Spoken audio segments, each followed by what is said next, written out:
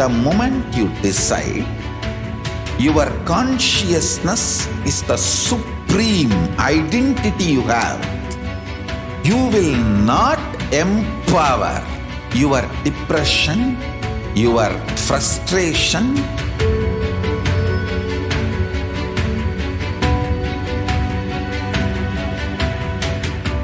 deal your problems, whether it is simple headache or depression or the worst suicidal patterns or life negativity, only through consciousness. Don't go for any other solution.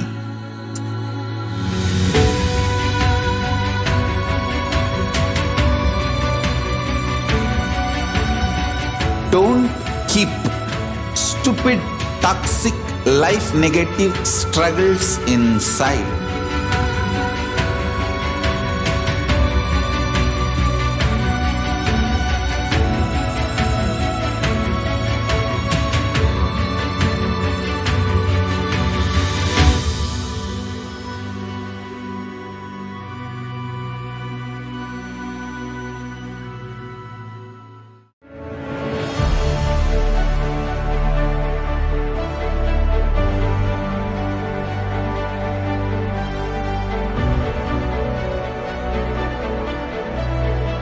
I am your Guru. I will make you enlightened. It's my commitment.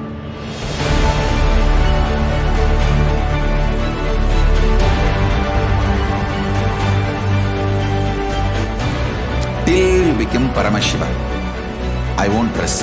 Don't worry at all.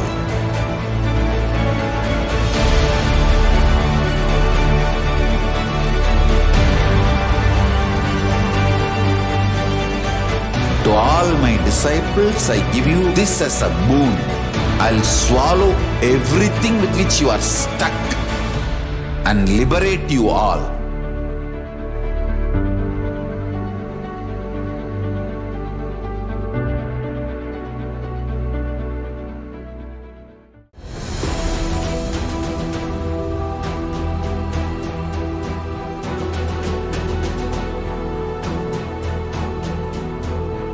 Your consciousness has power at this moment to swallow, digest, clean up all negativity and all toxins.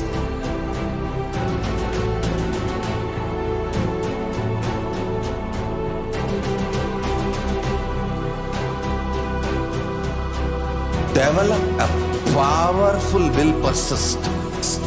That's the most important asset for life.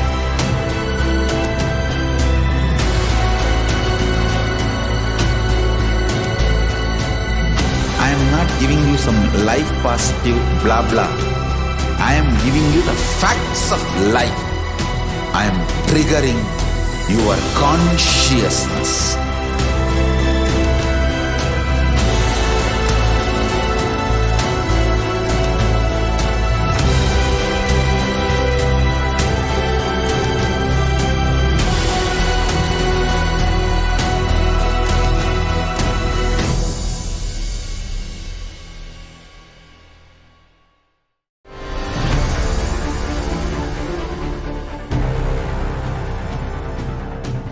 Time itself is nothing but your decision to struggle with the same rut.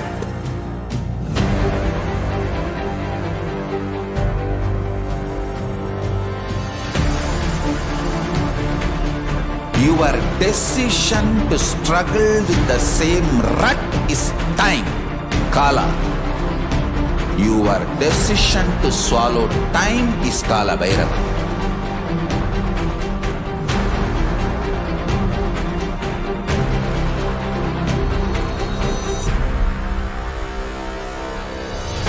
Stand. Be a conscious woman or man. Be conscious being.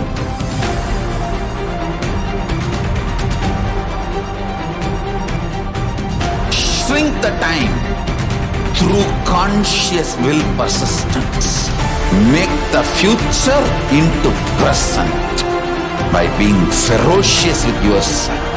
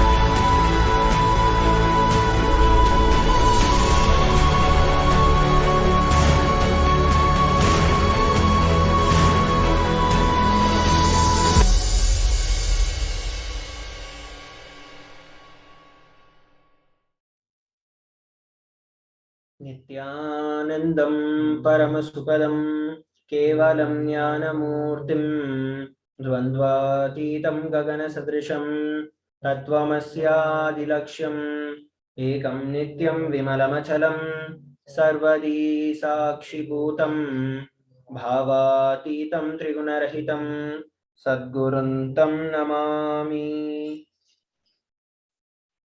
Nithyanam, everybody. We welcome each and every one of you for today's Parashakti Akashic readings, manifesting through the Supreme Pontiff of Hinduism, Jagat Guru Mahasannidhanam, His Divine Holiness Bhagavan Nithyananda Paramashivam. A few security measures from KAILASA's National Security Agency.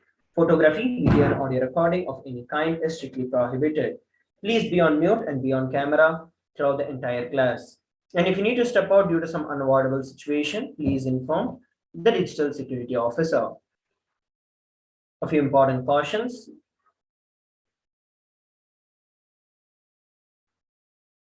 We welcome all the Kailasavasis attending from Kailasa's monasteries, gurukuls, temples, ashrams, and centers from around the world.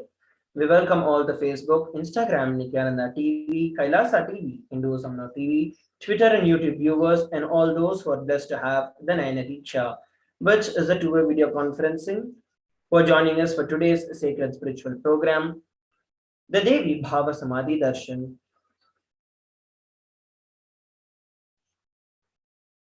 Let us now learn about Devi Parashakti, the Divine Cosmic Mother.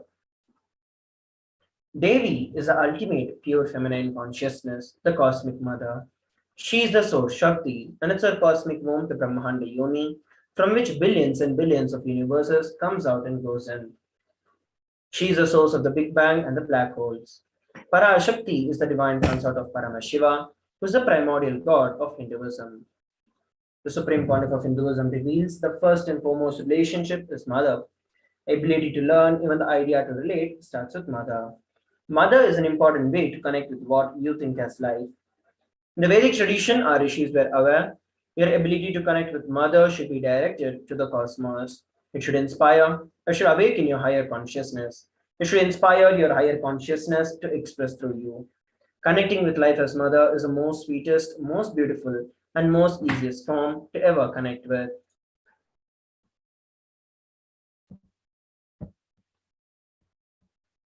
And today, out of his extreme love and compassion, the Supreme Pontiff of Hinduism is manifesting Devi Parashakti herself, gracing us, answering all our questions, attending to our prayers, giving boons, healing us, revealing our past, present, and future, and delivering profound spiritual truths, and ultimately giving us the experience of Paramashivoham itself.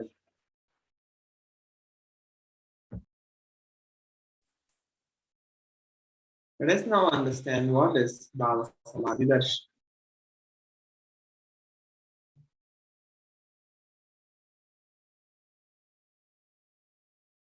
What is Samadhi?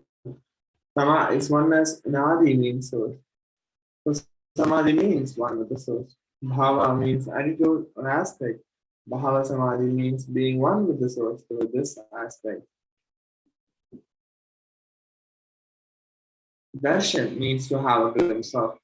In the Vedic tradition, it is used to describe the moment we behold a deity, an avatar, a saint, or an enlightened being. As just seeing such a being can cleanse the karmas of lifetime and create a deep, lasting transformation in the receiver. Darshan is a powerful super-conscious vibration that is present around an avatar at all times. It simply radiates darshan, just as the sun continuously radiates light. The auspicious moment when you are able to catch it becomes a moment of darshan for you, raising you to the next level of super-conscious breakthrough, like hitting the reset button on your being. Divine cosmic beings are real and they manifest from KAILASA, the enlightened time space zone through deities and incarnations. Divine cosmic beings manifest through Avatars or deities in temples, through Bhava Samadhi darshans in the avatars as incarnations. Bhava Samadhi darshan is the science of Nija Avatar, manifesting Paramashivoham, the supreme consciousness.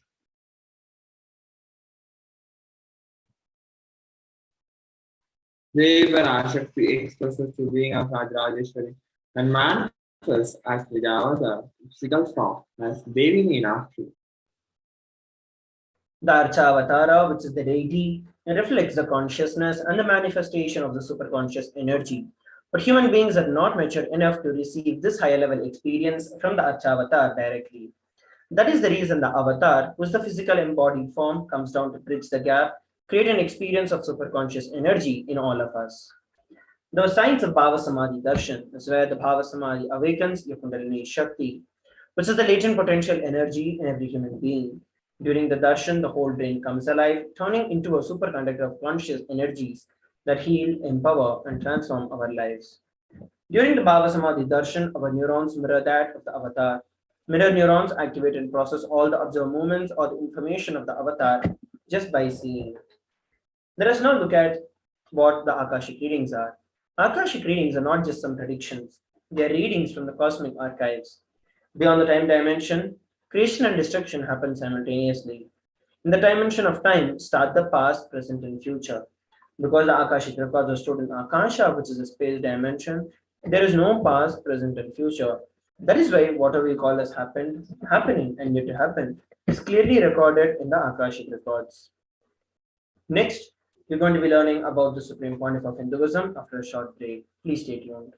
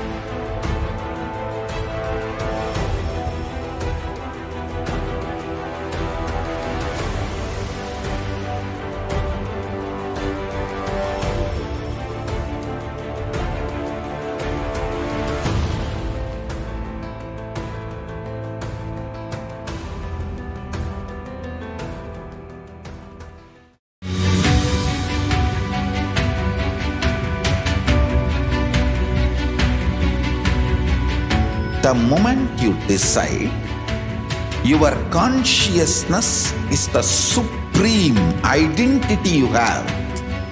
You will not empower your depression, your frustration,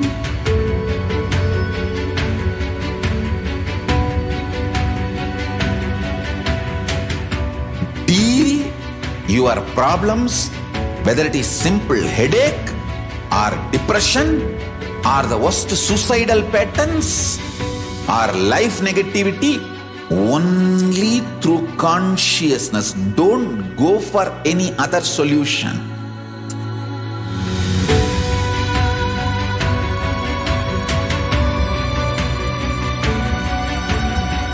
Don't keep stupid, toxic, life negative struggles inside.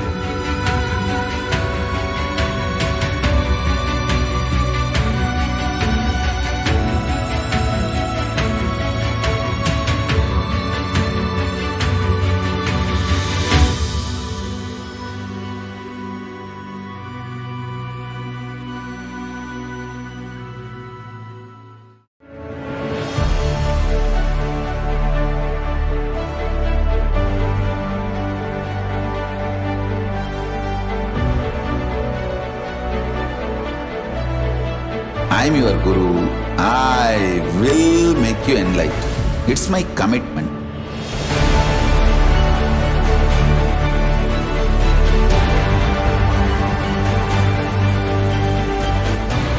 Till you become Paramashiva, I won't rest. Don't worry at all.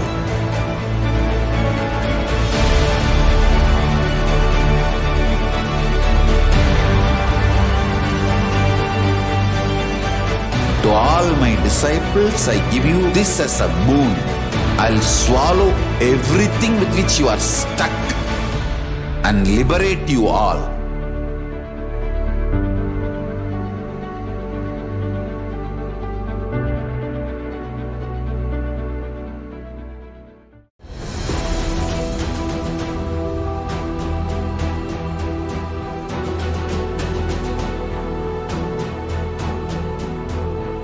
Your consciousness as power at this moment to swallow, digest, clean up all negativity and all toxins.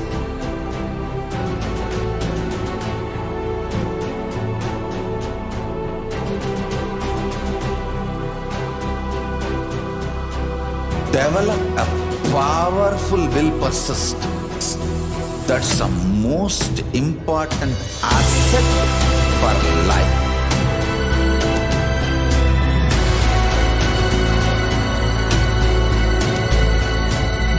I am not giving you some life positive blah blah. I am giving you the facts of life. I am triggering your consciousness.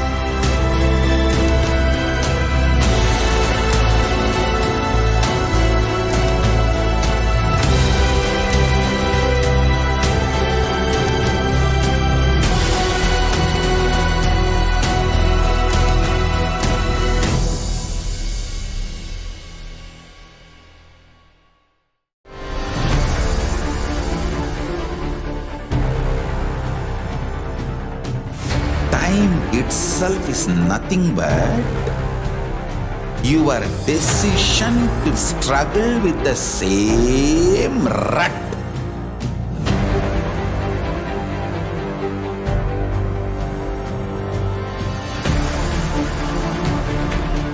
Your decision to struggle with the same rut is time, Kala. Your decision to swallow time is Kala Bhairava.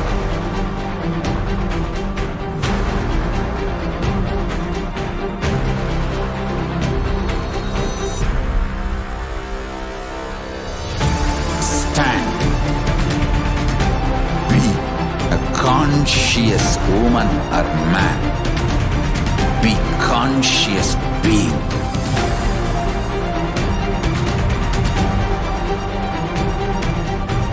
Shrink the time through conscious will persistence.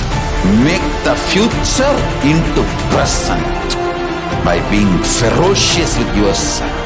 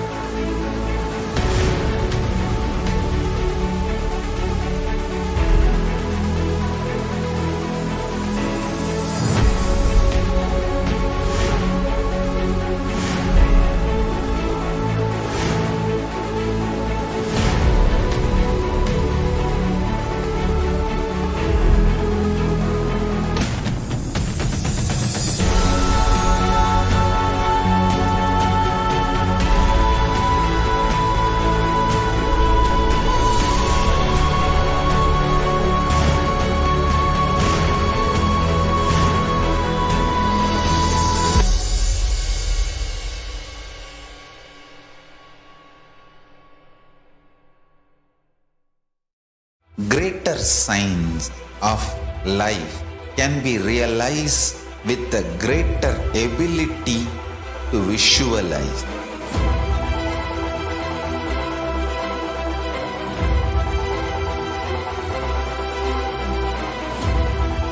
greater science is the equivalent word for Hinduism.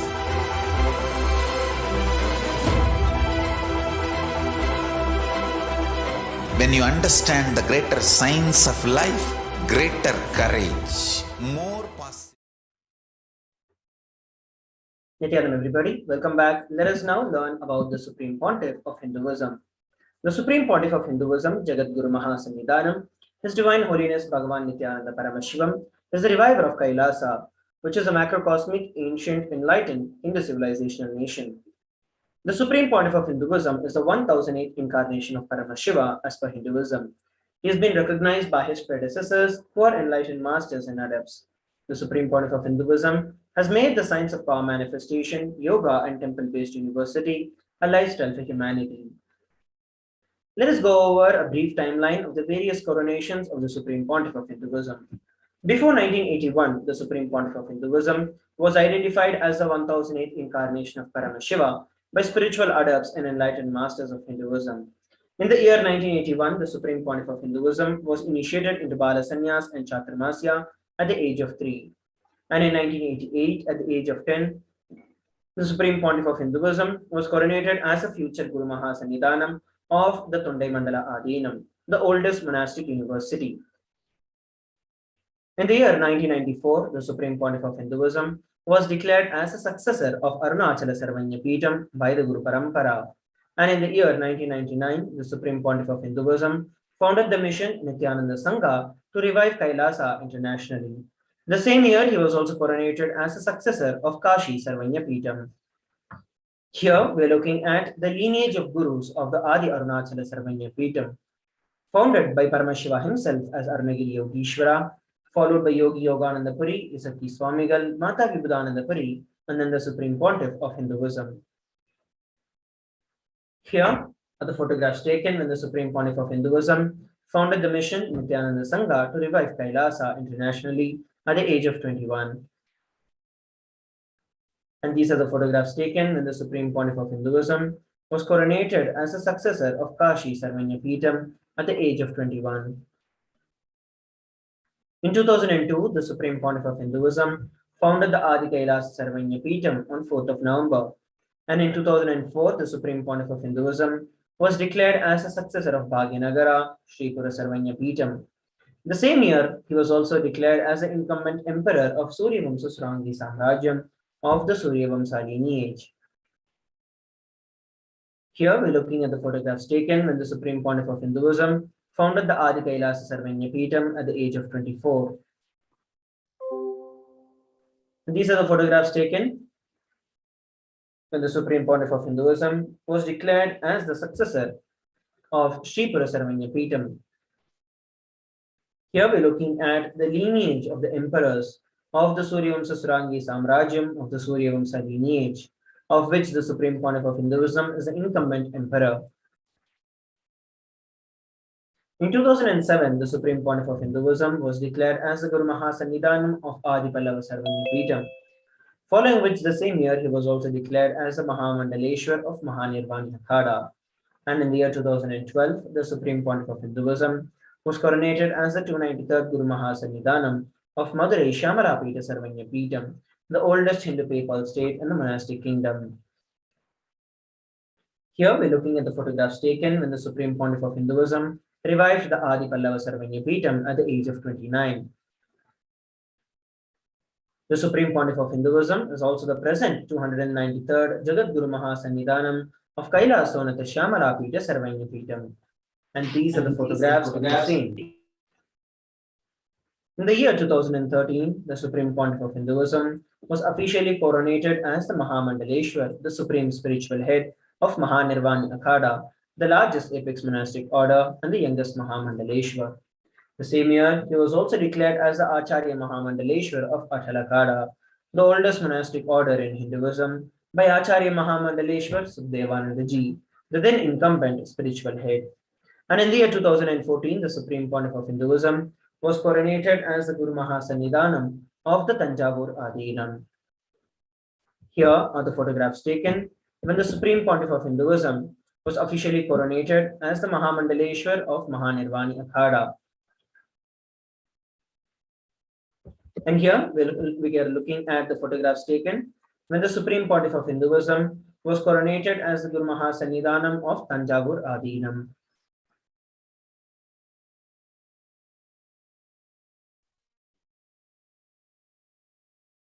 In 2014, Supreme Pontiff of Hinduism was coronated as the Guru Mahasannidhanam of Tiruvallur Adinam. Following the same year, he was also coronated as the Vedaranyam Adinam, and he was also coronated as the Guru Mahasannidhanam of Panchanavikulam. These are the pictures taken, and there are the pictures from the Guru Mahasannidhanam of the Tiruvallur Adinam. Here is the Guru lineage, the Guru Sampradaya of the Vedaranyam Adinam. In the year 2015, the Supreme Pontiff of Hinduism was coronated as the Guru Mahasannidhanam of the Dharma Mukti Swargapuram Adinam. Following which the same year, he was also coronated as the Guru Mahasannidhanam of Adi Peter Palada Matha and was also elected as the Supreme Pontiff of Hinduism by a congregation of over 1,000 spiritual leaders and pontiffs. Here we're looking at the lineage of gurus of Dharma Mukti Swargapuram Adinam, founded by Paramashiva himself, followed by Srila Sri Aryatil Chitrambala Desigar, Srila Sri Vaidyalinga Desigar, Srila Sri Dandavani Desigar, and then the Supreme Pontiff of Hinduism. Here we're looking at the photographs taken when the Supreme Pontiff of Hinduism was coronated as the Guru Mahasannidhanam of Adi Peter Palada Matha. And these are the photographs when the Supreme Pontiff of Hinduism was officially elected as the Supreme Pontiff of Hinduism by a congregation of over 1,000 leaders. Next, we're going to be learning about the global initiatives of the Supreme Pontiff of Hinduism after a short break. Please stay tuned.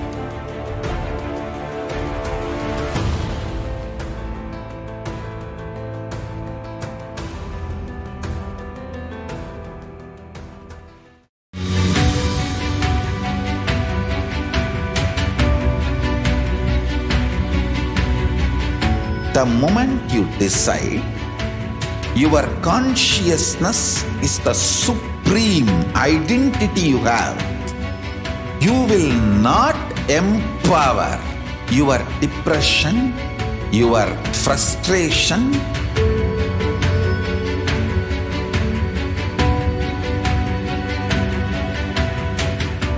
deal your problems, whether it is simple headache or depression or the worst suicidal patterns or life negativity, only through consciousness. Don't go for any other solution.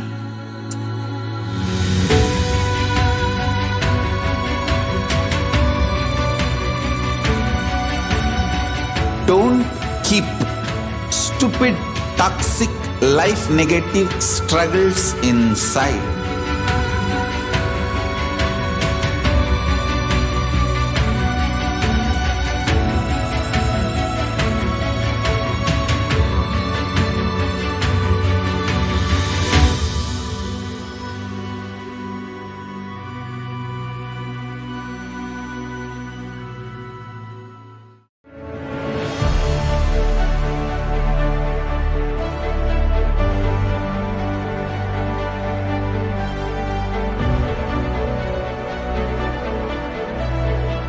I'm your guru.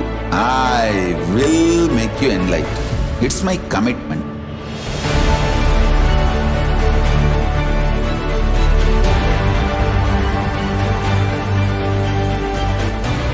Till you become Paramashiva, I won't rest.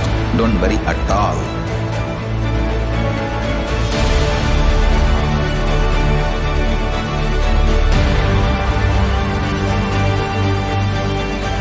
To all my disciples, I give you this as a boon. I'll swallow everything with which you are stuck and liberate you all.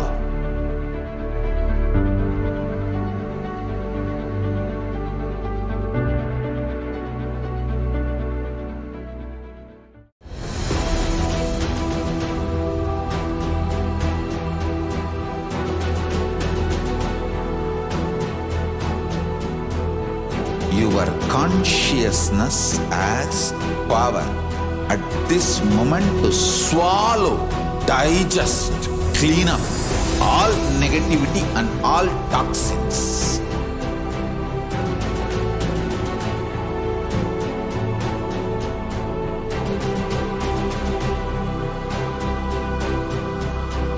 Develop a powerful will persistence. That's the most important asset for life.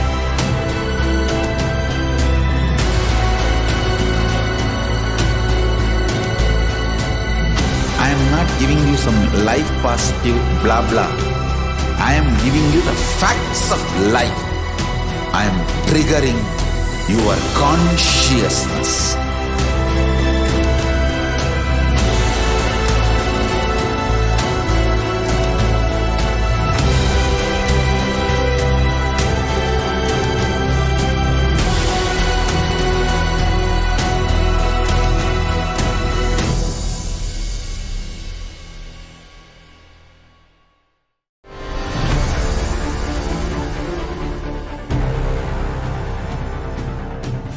Time itself is nothing but your decision to struggle with the same rut.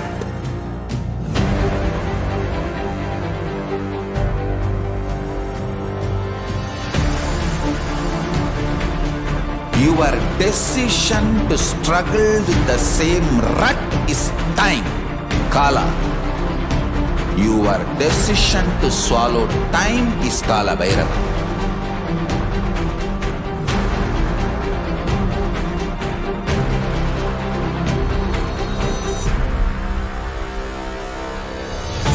Stand. Be a conscious woman or man. Be conscious being.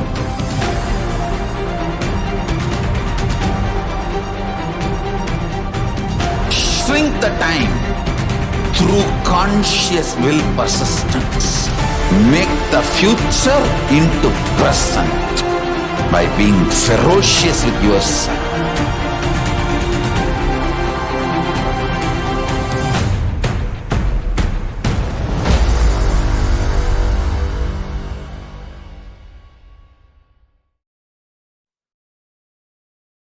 Nithyanam, everybody, welcome back.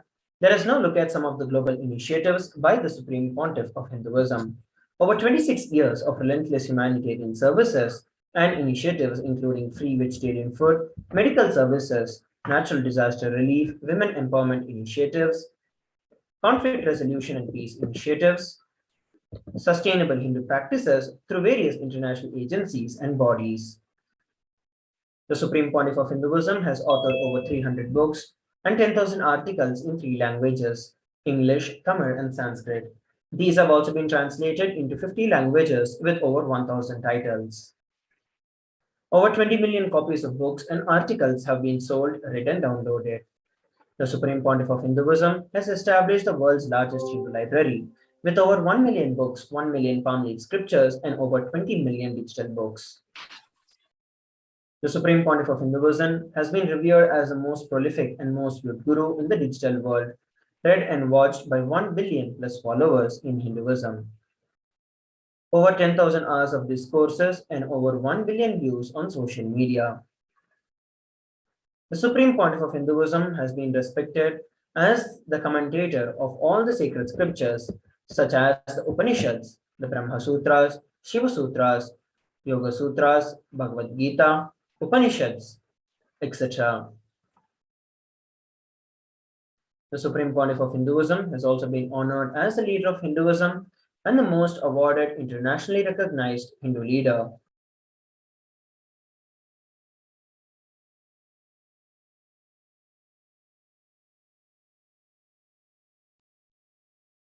Supreme Pontiff of Hinduism has been acclaimed as of hundreds spiritually influential living personalities by Watkins' Mind Body Spirit magazine.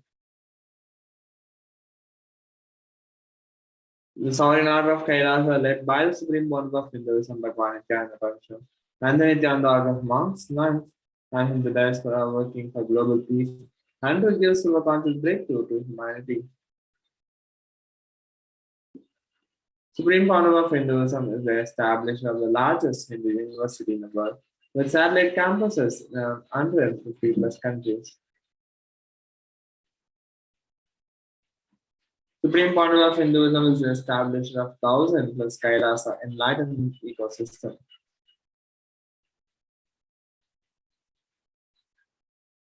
Supreme Pontiff of Hinduism is the founder and reviver of over 100 plus Peetams.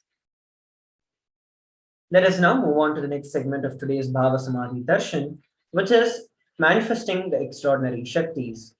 The Balasans, Nithyananda yogis, and the initiated disciples of the Supreme Pontiff of Hinduism will now be demonstrating the powers of third eye, sharing with all the experiences and the results of these extraordinary power manifestation of the divine powers awakened in us through the Diksha or initiation. In today's Bhava Samadhi Darshan, all of us will be receiving the initiation into third eye awakening and various other powers with the blessings and the grace of the Supreme Pontiff of Hinduism. We shall be manifesting the powers of third eye. Let us now learn about Shaktis. What are Shaktis? In the Vedagamas, which are the source scriptures of Hinduism, Paramashiva reveals in elaborate detail that every human being is hardwired to manifest 463 plus extraordinary Shaktis or powers. Manifesting powers or Shaktis are described as a system, a method, and a science for human beings to explore the various possibilities and powers and have access to various states of consciousness. Shaktis manifest from the fundamental cognition that you are a divine and that you need to manifest that you are divine. Not that you are a man and that you need to reach divine.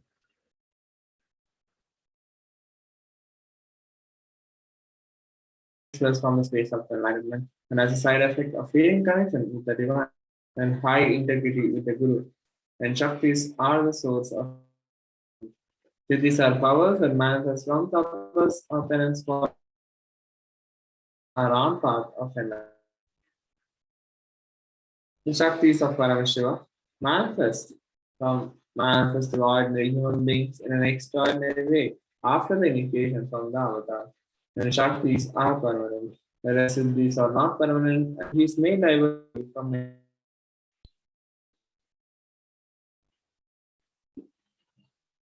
Paramashiva, the source of Shaktis. The ultimate reality and cause is the self-effulgence and prakasha, all pervading and changing beyond time, space, form, and causality. As the fundamental base of objecta that manifests objecta, the manifest existence, he performs the Panchakritya, or five cosmic acts of Srishti, which is creation, Sthiti, sovereign rulership and maintenance, Samhara, rejuvenation, Prabhava, pulling out of delusion, Anugraha, liberating grace for all living entities.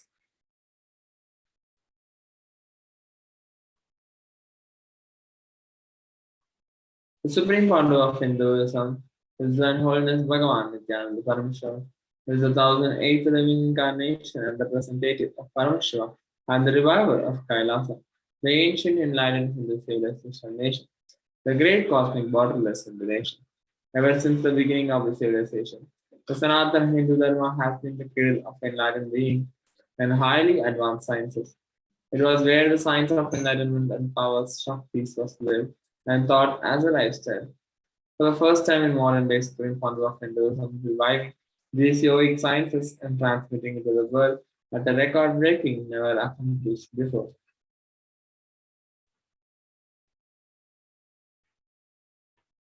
The knowledge and the science of manifesting these Shaktis are passed down from one generation to the next through the Diksha or the initiations.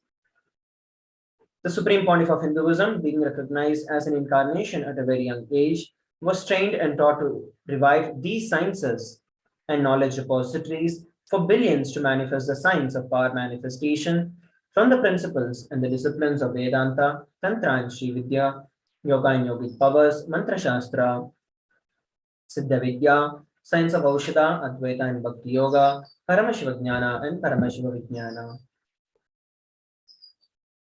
So how do we awaken these Shaktis in us? We're going to look at that after a short break. Today, we will be manifesting the power of body scanning. Those of you who would like to experience the power of body scanning can head over to our Facebook or YouTube Live, put out a message that you would like to experience the power of body scanning. We shall pick one of you and manifest the power. Let us come together again after a short break.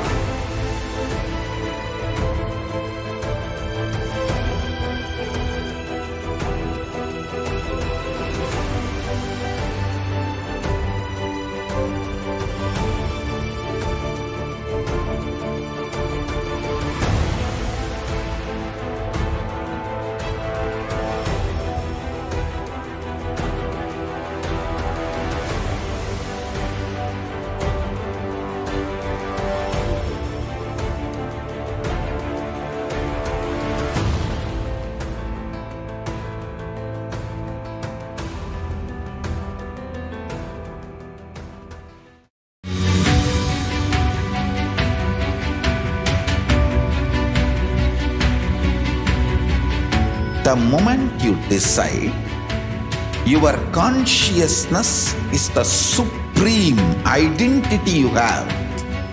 You will not empower your depression, your frustration,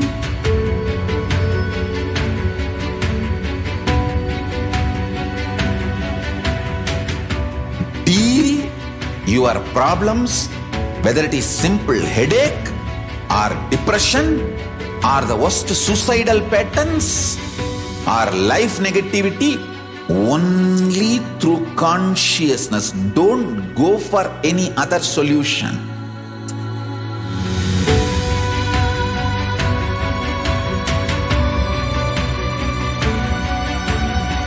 Don't keep stupid, toxic, life negative struggles inside.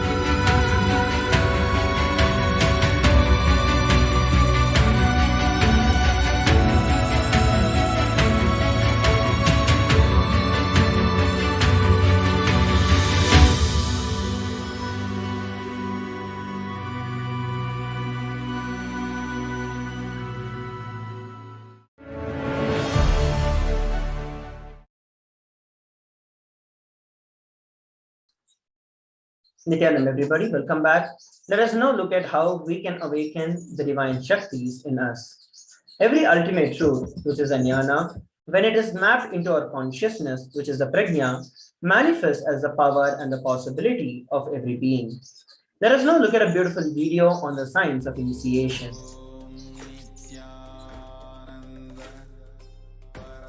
Diksha is the direct transfer of spiritual energy by an enlightened being through look, word, or touch.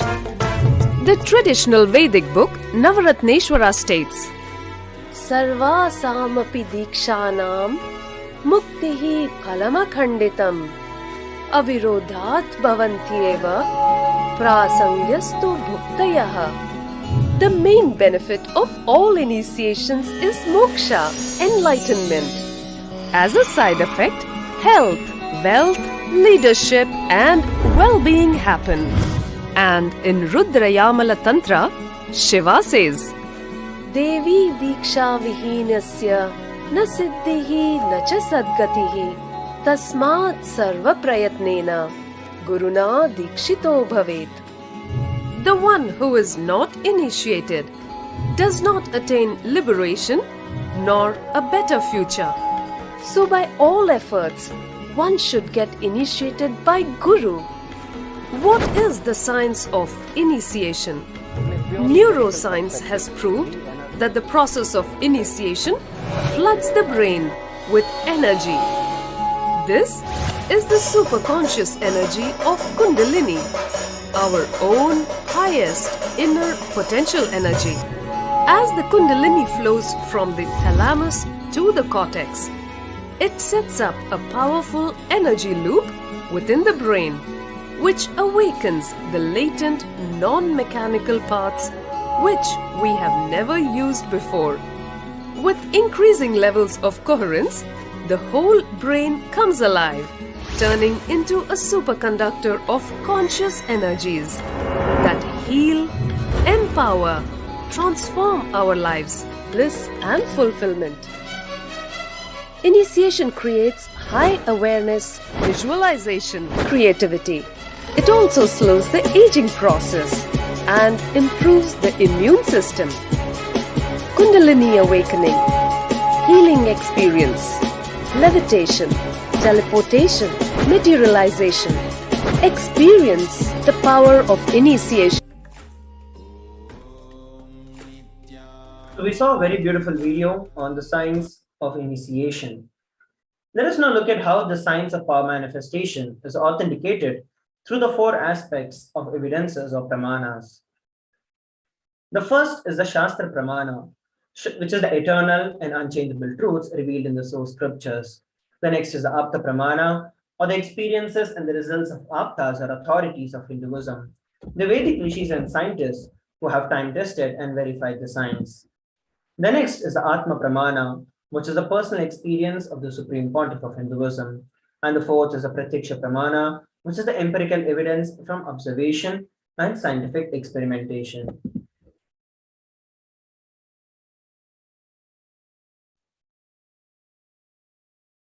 Vedagamas is a leading applied science. Vedas are the ultimate superior authorities of Hindus. Vedas are pure science where the ultimate truths are explained. Agamas are the scriptures where applied technology. The applied science is expanded. Vedas and Agamas are given the status of Shruti. As they are directly revealed by Parashakti, they are the ultimate, eternal, unchangeable truths. And the reference cited from these Shastra or source scriptures is called the Shastra Pramana.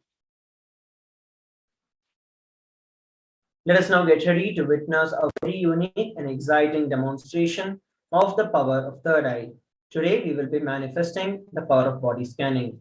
Those of you who would like to the power of body scanning, head over to our YouTube or social media live and put on a message or a comment that you would like to experience the power manifestation.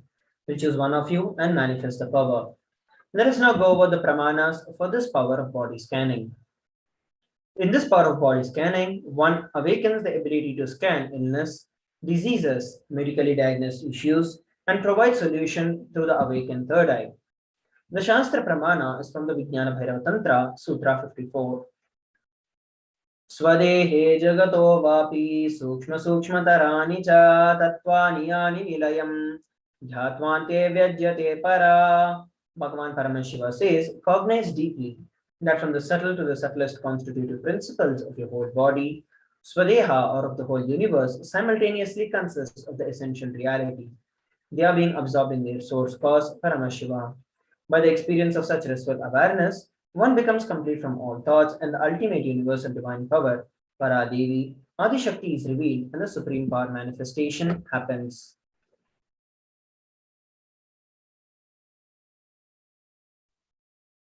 Next, we have the Atma of the Pramana. There was a Siddha and one of the prominent disciples of Agastya. One day, a man suffering from severe headache comes to Agastya for healing. Agastya uses the power of body scanning and identifies the root cause of the headache. And he reveals that there is a small tere, a type of frog sitting in the person's brain. Agastya immediately instructs Tere resuscitated to perform no open heart surgery, and there was a fraud. After the surgery is completed successfully, the person is healed and cured of the headache. Thus, he gained the name Tiraya. Next, we have the Atma Pravan. On 22nd December 2019, Supreme Court of Hinduism Bhagavan Nithyananda Paramashivam revealed how Swamiji uses the power of body scanning. Paraphrasing in his own words, only when I had a multiple compound hand fracture, I was forced to go for medical checkups, and related to that, at that time, they detected heavy metal quantity in my different organs, and it was revealed that I had been poisoned without our knowledge. So I mainly used diagnostic methods instead of medical facilities to study the body condition due to the poison. Through body scanning, I found out what the problems, imbalances had happened, and where balance has to be done. So I used allopathy as a second opinion to verify my findings. Here we're looking at the Sakshi Pramana for this power of body scanning, which is the experiences and the results of these extraordinary power manifestations happening through the initiated disciples of the Supreme Pontiff of Hinduism. So let us now enter into the power manifestation. We have John who has requested for the power of body scanning. So I shall now be chanting the Mahavakya, experiencing myself and establishing myself in the space of oneness with Swamiji, and I will then reveal whatever Swamiji has shown. So let us now enter into the power manifestation. Om Nithyananda Paramashivoham. Om Nithyananda Paramashivoham. Om Nithyananda Paramashivoham.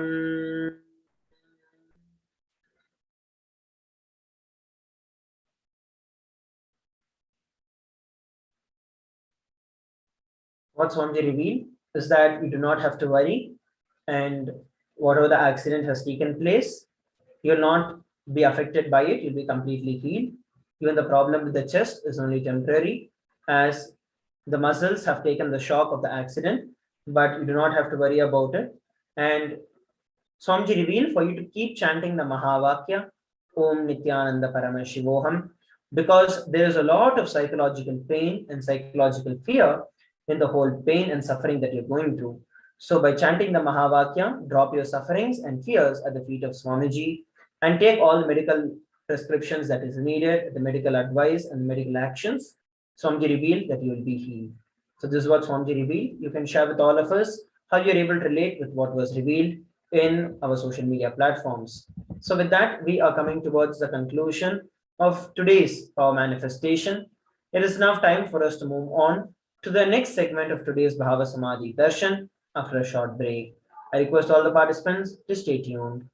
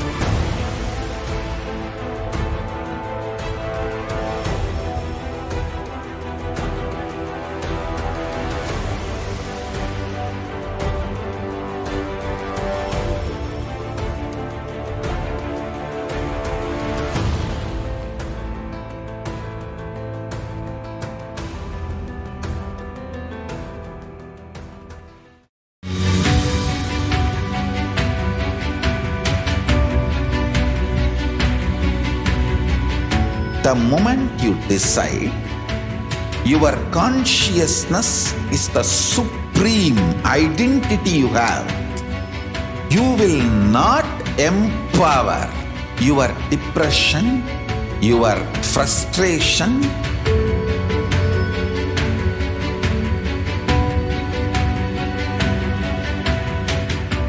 deal your problems, whether it is simple headache or depression or the worst suicidal patterns our life negativity only through consciousness. Don't go for any other solution.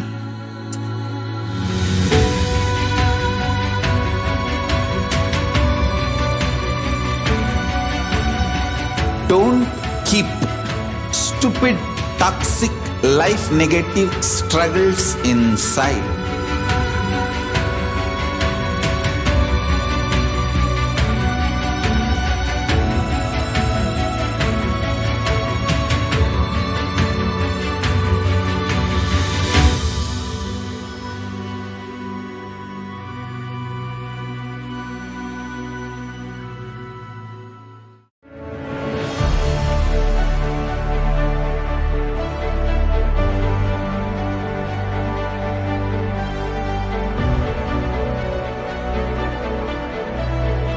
I am your Guru. I will make you enlightened. It's my commitment.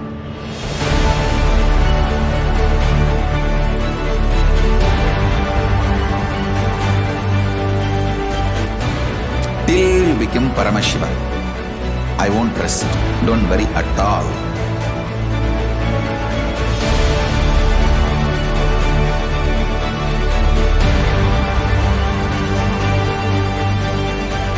To all my disciples, I give you this as a boon.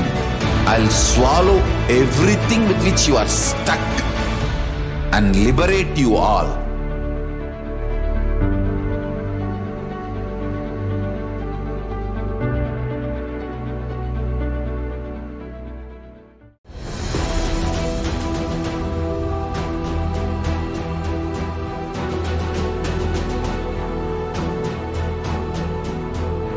Your consciousness has power at this moment to swallow, digest, clean up all negativity and all toxins.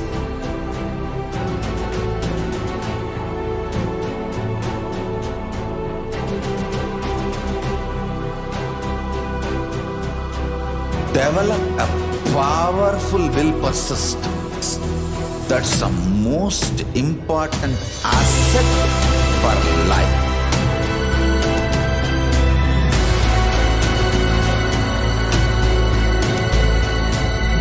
I am not giving you some life positive blah blah. I am giving you the facts of life. I am triggering your consciousness.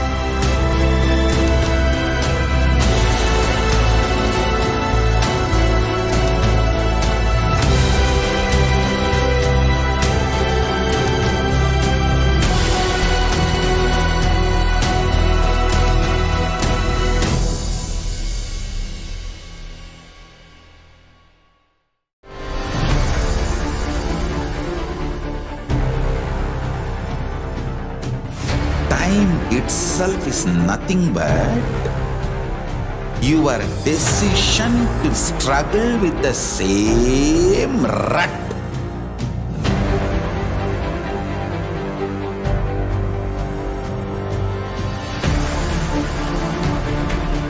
Your decision to struggle with the same rut is time, Kala.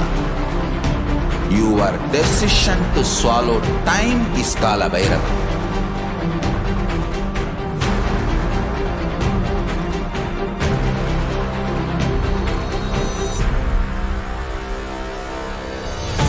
Stand. Be a conscious woman or man. Be conscious being.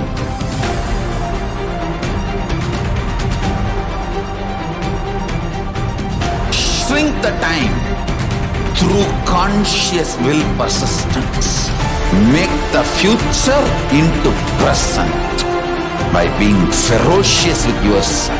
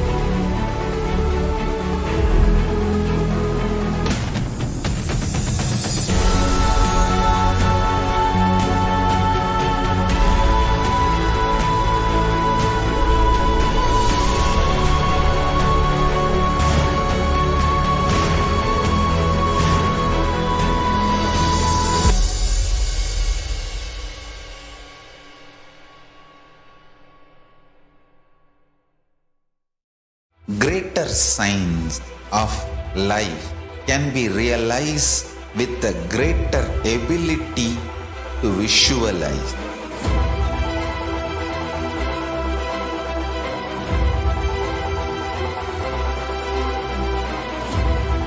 Greater science is the equivalent word for Hinduism.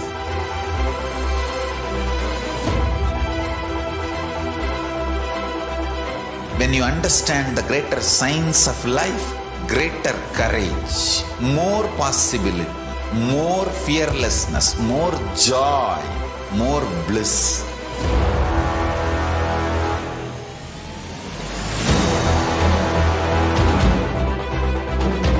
When you visualize Paramashiva with 25 heads, 75 eyes, 50 hands, your consciousness becomes ferocious, and that ability to visualize, you will get involved in everything deeply.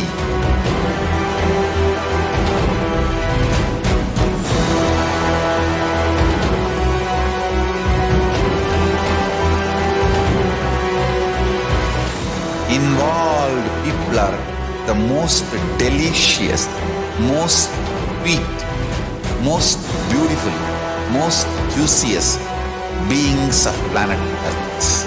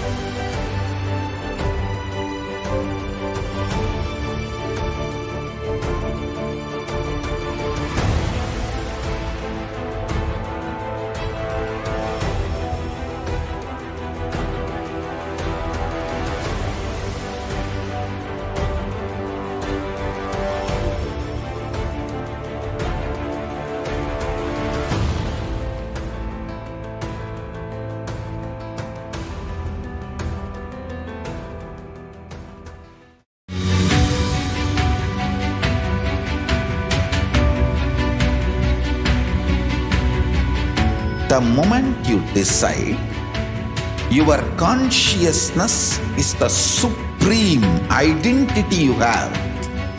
You will not empower your depression, your frustration,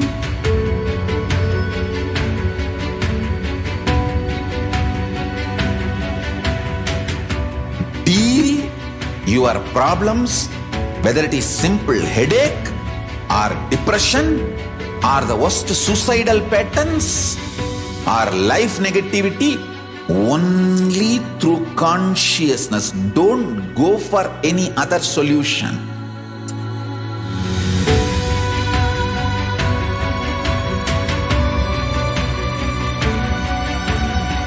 Don't keep stupid, toxic, life negative struggles inside.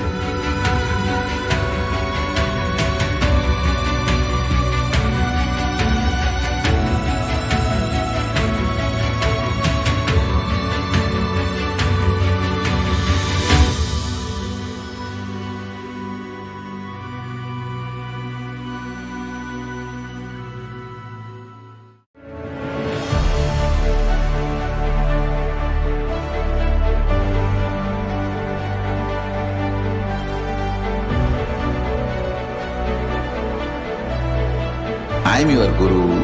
I will make you enlightened. It's my commitment.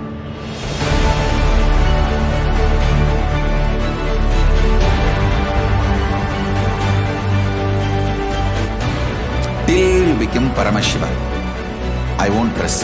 Don't worry at all.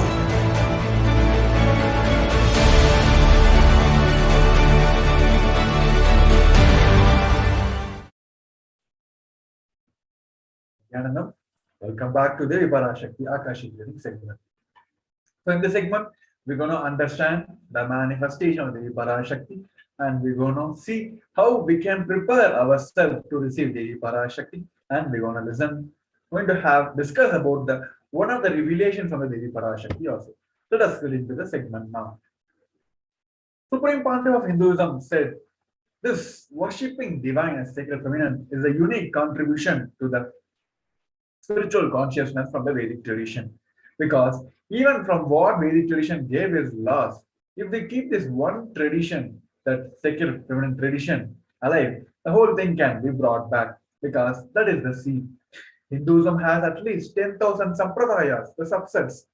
For some reason, even if we lose all the sampradayas, we keep this one sampradaya, Devi worship remains, the whole thing can be brought back because the whole thing is centered on this one, the Devi worship. The mother worship carries the blueprint, the hologram of the whole Sanatana Hindu Dharma. Supreme Pontiff of Hinduism also said there is no enlightened being on the planet Earth without worshipping the sacred feminine, including me. He said, I am basically a Shakta. I myself followed Devi worship. From the autobiography of an avatar, the Supreme Pontiff of Hinduism, they have easily seen the deities he have called, the darshan he had, the yantras he have called, all are mother-based, Devi-based. From the life story of Sri Ramakrishna Parahamsa, a great avatar who lived in 1836 to 1886, Supreme Pontiff of Hinduism described how Hinduism is the most feminist religion where all the activities, the whole tradition is centered on the mother, the woman. Let us hear it from the Supreme Pontiff of Hinduism.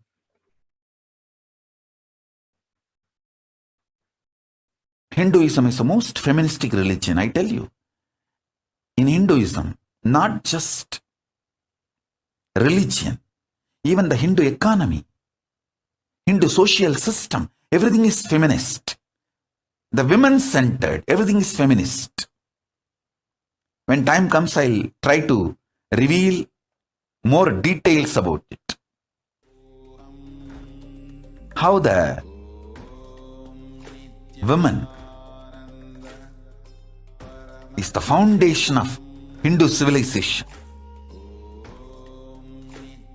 They formed the basis of Hindu civilization. Someone asked Ramakrishna when he was in deathbed. Literally, everyone knows that he is going to leave the body soon. I should not use the word deathbed for the great incarnations like him. They never die, but the time to leave their body. Everyone knows that he is going to leave the body. Close, sincere devotees of him, they come and ask him, Bhagavan, how can you leave the body so soon? Still, you have not trained enough people to continue your mission. Only few boys are trained and they are too young. He smiles and says, one woman is enough to carry my mission. She is already trained. Sharada Devi. She is trained enough. She will be the foundation from which this Ramakrishna Sampradaya, this whole civilization, revival will start. And that's true. It is she, Parashakti, Jagat Janani, Sharada Devi. She formed the foundation for this whole Ramakrishna Sampradaya to flower. I tell you, in Hindu civilization, spirituality, religion, Hindu economy, everything is centered on mother, on women.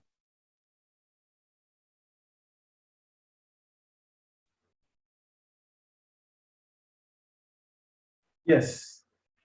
Sri Ramakrishna Paramahamsa also said, Shiva is the Brahman, but Devi has the key to reach the Brahman. Unless she opens, nobody can reach. He added with a beautiful example of a house scene from an Indian village, saying, even though a husband is the owner of the house, the key to the house will be on the hip of the mother. Either you have to fall at the feet of the mother, or the small sons of the mother, only they can touch the place, the hip of the mother, and they can remove the key. Nobody else can touch. So either we have to surrender at the feet of the mother, or the people who are closer to the mother, only they can reach. Here, the Sastra Pramana from the Devi Upanishad, verse number 2, translated and explained beautifully about the manifestation of Devi Parashakti. The translation goes on as she, the Devi, replied, I am essentially Brahman. From me, the world comprising Prakriti and Purusha, the void and the Planam. I am the bliss and non-bliss, knowledge and ignorance are myself. Brahman and non-Brahman are to be known, says the scripture of other ones. The verse number 3 translation goes on as I am the five elements as also what is different from them.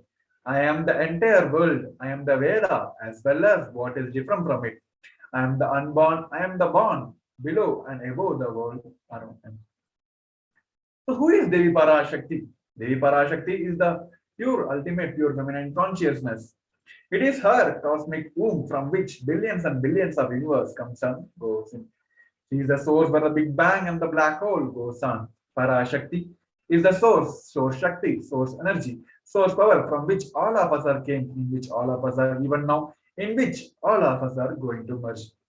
Out of her extreme love and compassion, Parashakti herself is manifesting through the embodied form as the Nija avatar of Supreme Pontiff of Hinduism, and she is gracing us, answering all our questions, attending to our prayers, revealing the present, past, and future.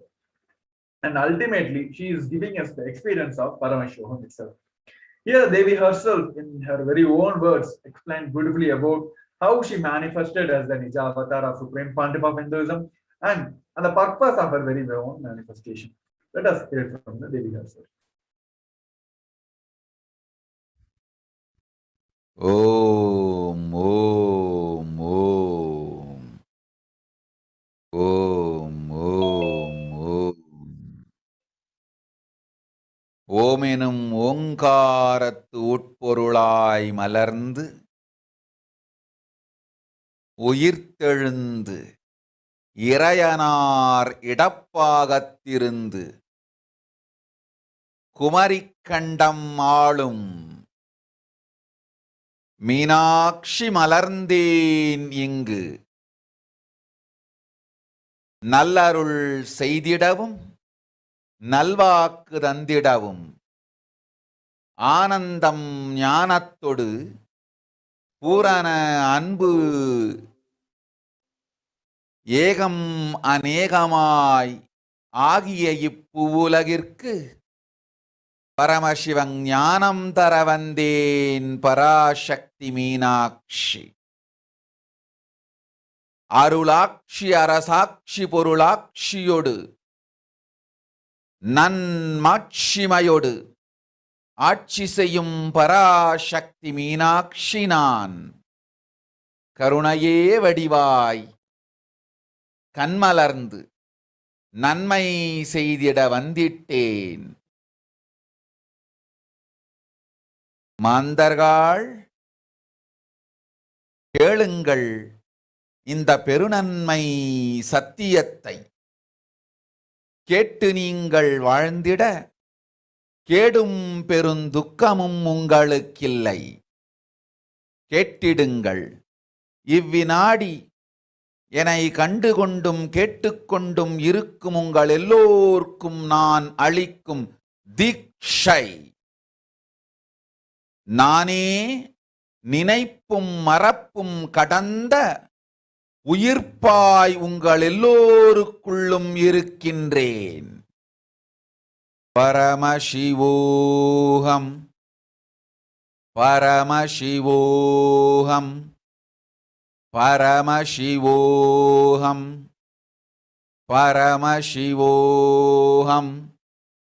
பரமசிவோஹம் பரமசிவோஹம் பரமசிவோஹம். இதை தீட்சையாய் ஏற்று இதே உணர்வோடு அமர்ந்திருங்கள். உங்கள் எல்லோருக்கும் எல்லா நன்மையும் வரமும் ஞானமும் அருளும் அளிக்கின்றேன். ஓங்காரத்தின் உட்பொருளாய் வேதமொடு ஆகமம் மெய்யாய் வெளிப்பட்டு உபவேதங்கள் உபாகமங்கள் அனைத்துமாய் உயர்ந்து நின்று தத்துவங்கள் ஆராய் உண்மையை செப்பி ஜகம் முழுவதும் ஞானம் அளிக்கும் பாரதி பராசக்தி மீனாட்சி நான். ஆய கலைகள் 64 உடலும் மனமும் உயர்வை அடைந்திடும் பரமசிவ சக்திகளை உங்களுக்குள் மலர்த்தவே வந்திருக்கின்றேன். அஷ்ட சித்திகளும் அஷ்ட கன்மமும் ஆதி சக்தி பரமேஸ்வரியாய் மலர்ந்து உங்கள் அத்துணை பேருக்கும் ஆனந்தம் அளிக்கின்றேன். அஞ்சாதீர், ஆனந்தத்தோடிருப்பீர். ஓம் ஓம் ஓம் ஓம். Yes, it was a beautiful word from the Parashakti. She has beautifully explained about her very own manifestation, the very purpose of her manifestation. It is all about her love and compassion to the humanity and the people she has manifested as an embodied form, as a Nijavatar of Supreme Pandava of Hinduism. Now let us understand how we can prepare ourselves to receive Devi Parashakti.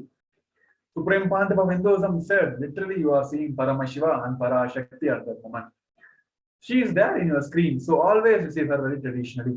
Keep 2 betel leaf, betel nut, 1 banana and 1 coin in front of the screen and watch Devi Parashakti. This coin is considered a traditional dakshina in the Hindu tradition. It can be any value also.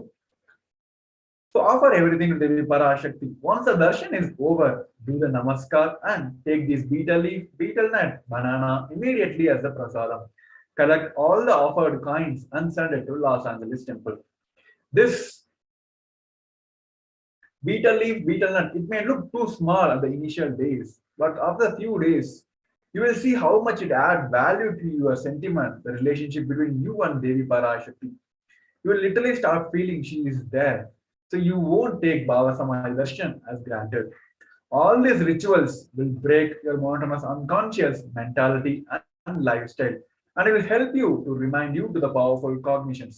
These rituals will break your unconscious behaviors.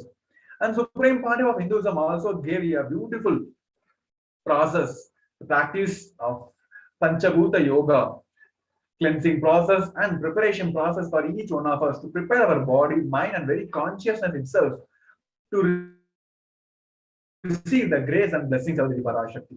So let us hear a short video where we can understand the spiritual practice which we can imbibe in each and every day of our life. Even as we all know, Supreme Pandava of Hinduism, our beloved Guru, Swamiji is every day coming online and giving us the special initiations, Sri Vidya initiations, and he is preparing ourselves for the Paramashivoham also. Here, this Panchabhuta Yoga, this spiritual practice, will give us the experience to prepare ourselves the best way to get the grace and blessings of Devi Parashakti. Let us hear it from the Supreme Pandava.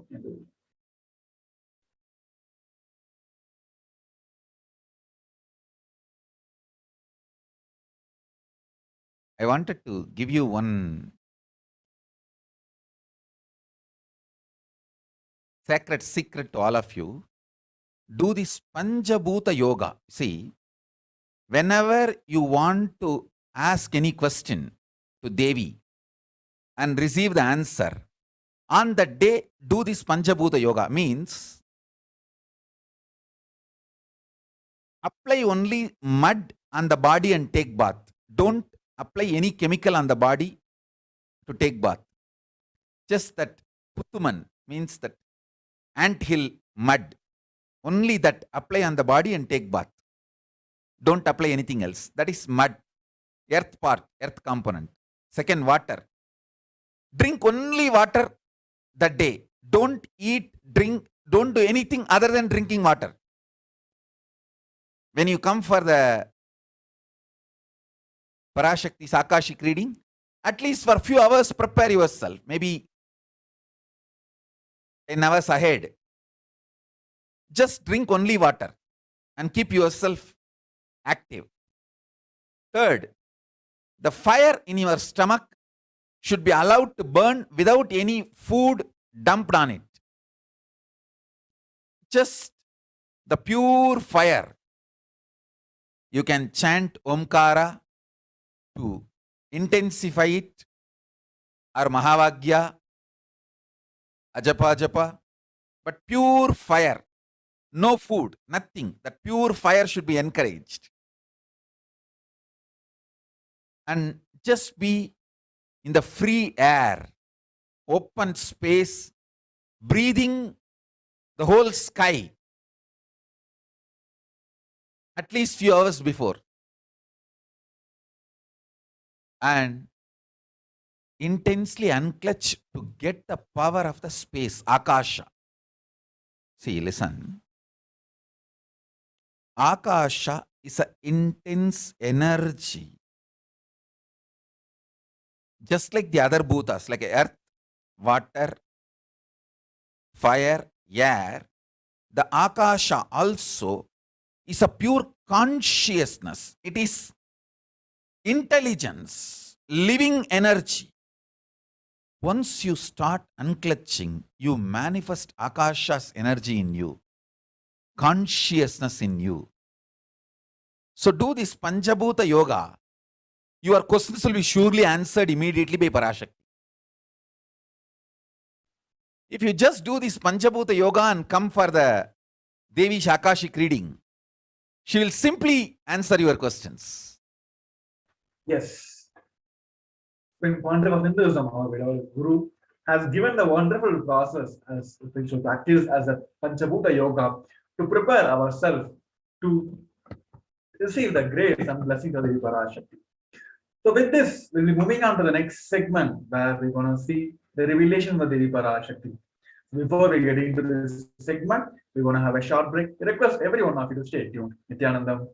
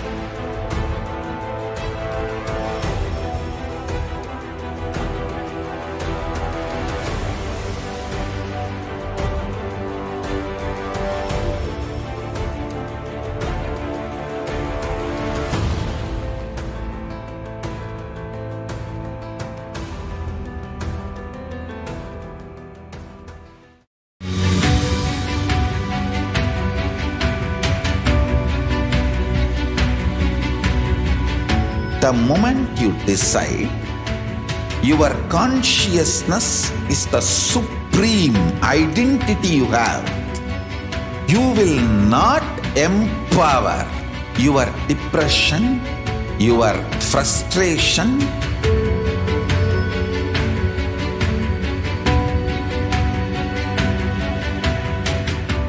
deal your problems, whether it is simple headache or depression or the worst suicidal patterns or life negativity, only through consciousness. Don't go for any other solution.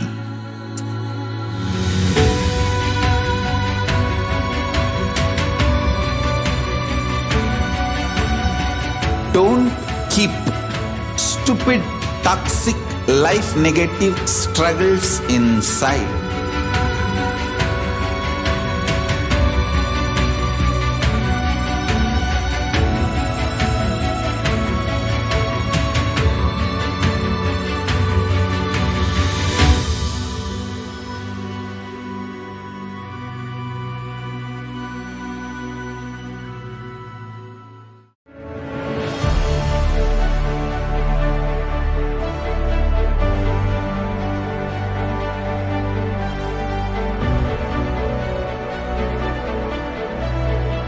I'm your Guru.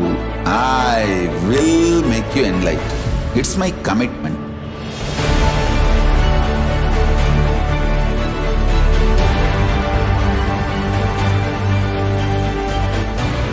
Till you become Paramashiva, I won't rest. Don't worry at all.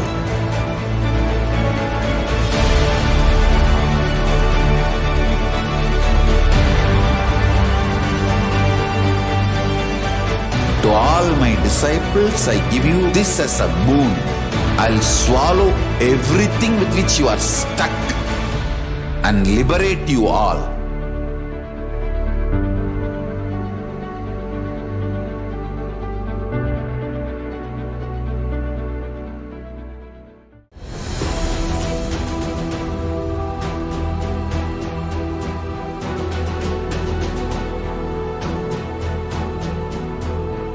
Your consciousness as power at this moment. Yes, welcome back to the Parashakti Akashic reading segment. So in this segment, we're going to see the revelation of the Devi Parashakti. As we are talking about, Devi is manifesting as a Nijavatara and she is continuously revealing the past, present and future to each one of the devotees. She doesn't reveal just past and future. As we all know, now the current world is facing a huge pandemic. The pralaya is happening all across the globe in the name of COVID-19. And people are literally frightened and they not just lost the life and they lost the hope of the life itself. So here Devi has revealed many facts which the current world has to imbibe in their lifestyle, and she has told about what the future kind is going to be coming and how we can preserve ourselves from this pandemic also. So here in this segment, we're going to listen to one of the pandemic which Devi has revealed, especially during this COVID time. And we're going to see how this manifested in the current world as in line to the Devi Parashakti's revelation. And we're going to have the one of the solutions from the Devi Parashakti also. So first, listen to the revelation of the Devi Parashakti.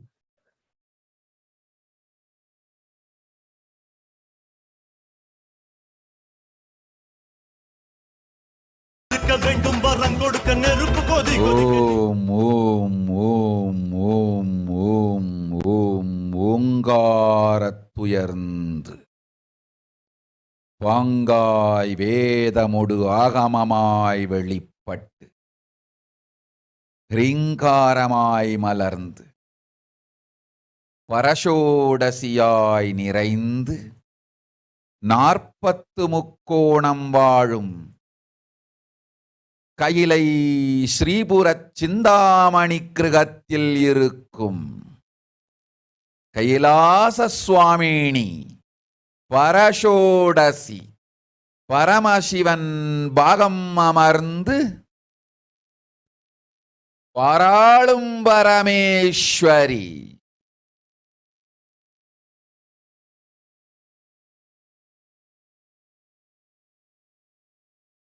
பரமசக்தி Manonmani Meenakshi நித்யானந்தனாய் நிஜாவதாரம் கொண்டேன் இங்கு எல்லோர்க்கும் நல்வரம் தந்திட எல்லா நன்மையும் அருளிட கிரண்ய கர்ப்பஸ்வரூபிணி பிரம்மாண்டயோனி சாம்பவி சந்திரமௌலி ரபலா அபர்ணா உமா பார்வதி சாவித்ரி நவயவனா சாம்ராஜ்யலக்ஷ்மி பரமேஸ்வரி பரஷோடசி மீனாட்சி நித்யானந்தனாய் உருக்கொண்டு இங்கு நிஜாவதாரமாய் வந்தேன். அருட்பெருங்கருணையினால் அருளுகின்றேன் கேளுங்கள். மக்களே, உங்கள் எல்லோருக்கும் நன்மை செய்யவே நாம் இங்கு நித்யானந்தன் வடிவு கொண்டு நிஜாவதாரமாய் இறங்கி வந்தோம். இந்திய நாட்டு மக்களே, கேட்டுக்கொள்ளுங்கள், நன்றாய் கேளுங்கள். காலம் காலமாய் அவதார புருஷர்கள் வந்து மலர்ந்து உலகிற்கு நன்மை செய்யும் மிக பெரும் ஞான பூமி பாரதம். இருக்கின்ற ஒரு பாரதத்தை இழக்க இயலாது மக்களே. ஞான கர்ப்பத்தை மலடாக்க இயலாது. வாழையடி வாழையென ஞானிகளும் அவதார புருஷர்களும் வந்தே தீர வேண்டும், வாழ்ந்தே தீர வேண்டும், மலர்ந்தே தீர வேண்டும். உலகிற்கு அதுவே உத்தம நன்மை. ஒரு சில கயவர்கள் மாயையில் சிக்கி செய்திட்ட சதிகளால் உலகை பலி கொடுக்க ஆகாது. சிருஷ்டி நஷ்டமடைய கூடாது. பிரபஞ்சம் அழிந்துவிடக் கூடாது. பிரளயத்து இருந்து இந்த பிரபஞ்சத்தை காக்கவே பெரும் கப்பல் நானொன்று செய்தேன். அதன் பெயரே ஆதி கைலாசம். ஆதி கைலாசம் இந்த பிரபஞ்சத்தில் இருக்கும் ஞான சக்திகளை ஒன்றாய் திரட்டி பிரளயத்திலிருந்து மக்களை காத்திடவே நாம் செய்த கப்பல். துரோகிகள் சூழ்ச்சியாலும் விரோதிகள் ஆட்சியாலும்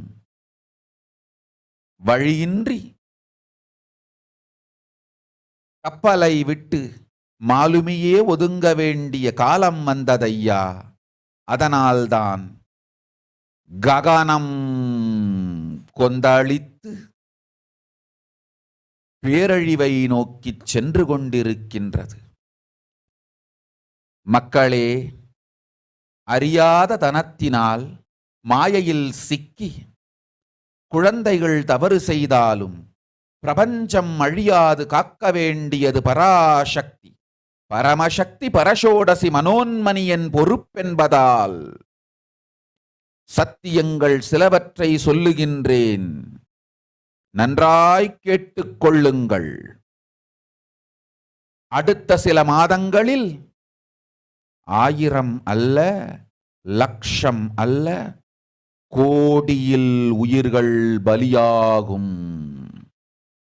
இந்திய நாட்டினில் கோடியில் உயிர்கள் பலியாகும். உண்மையை சொல்லுகின்றேன், நன்மையை சொல்லுகின்றேன். தேடிக்கொள்ளுங்கள் உங்கள் வாழ்க்கைக்கு பாதுகாப்பை. ஆதி கைலாசத்தை நிர்வகிக்கும் அன்பர்களே, நன்றாய் கேளுங்கள். 12 ஆண்டுகளுக்கு முன்பாக வரப்போகும் இந்த மாபெரும் பிரளயத்தை தெரிந்து கொண்டு உலகில் இருக்கும் எல்லா ஔஷத சக்திகளையும் ஒன்றாய் திரட்டி நவபாஷாணத்து நிறுத்தி ஆனந்த லிங்கமாய் வைத்திய சரோவரத்தில் ஸ்தாபித்து வைத்தேன். வருகின்ற குரு பூர்ணிமையோடு 12 ஆண்டுகள் அந்த ஞான ரசவாதம் பழுத்து முதிர்ந்து முழுமையான நவபாஷாண லிங்கமாய் மலர்ந்து விடுகின்றது. வருகின்ற குரு பௌர்ணமியில் இருந்து வருகின்ற எல்லோரும் அங்கு வந்து நவபாஷாண தீர்த்தத்தில் தீர்த்தமாடிச் செல்ல அனுமதியுங்கள். அதற்கு வகை செய்யும் விதத்திலே நல்ல முறையிலே எல்லா நன்மையும் செய்து வையுங்கள். இந்த தீர்த்தத்தில் தீர்த்தமாடியோர்க்கும் அந்த தீர்த்தத்தை அருந்தியோர்க்கும் கொரோனா கொடுந்தொற்று வராது, மரணம் இல்லை, துக்கம் இல்லை. இது அறிவியல் பூர்வமாய் அனுபவபூர்வமாய் நிரூபிக்கப்படும். அதனால் கோடிக்கணக்கில் மக்கள் வரிசையில் நின்று தினந்தோறும் வந்து நவபாஷாணத்தாலான ஆனந்த லிங்கத்தில் நித்யானந்த லிங்கத்தில் நீராடி வணங்கி நன்மை பெற்றுச் செல்வார்கள். நன்றாய்க் கேளுங்கள் மக்களே. ஆதி கைலாசத்து நிர்வாகிகளே, இந்த ஒரு சேவையை உலகத்திற்கு செய்யுங்கள். நீங்கள் செய்த எல்லா கர்மங்களுக்கும் பிராயஷ்சித்தமாகும். நல் அமைதியும் ஞானமும் யோகமும் உங்களுக்கும் கிட்டும், உலகத்திற்கும் கிட்டும். 12 ஆண்டுகள் முன்பாக பராசக்தி நான் செய்து வைத்த நவபாஷாணம் சித்தித்து புளித்து பழுத்து முதிர்ந்து ரசவாத யோகத்தில் சித்தியாகி இன்று நிறைந்த நவபாஷாண நித்யானந்த லிங்கமாய் வைத்திய சரோவரத்தில் மலர்ந்திருக்கின்றது. இதை செய்த காரணம் வரப்போகும் பிரபஞ்சத்தின் பிரளயத்திலிருந்து மக்களை காத்திடவே. எல்லோரும் கேளுங்கள். ஆதி கைலாசத்து நேரடியாய் மறைமுகமாய் உதவி செய்து உடன் இருந்த எல்லோரும் கேளுங்கள். உங்கள் எல்லோரையும் நம்பியே இந்த படகை நாம் உருவாக்கினோம்.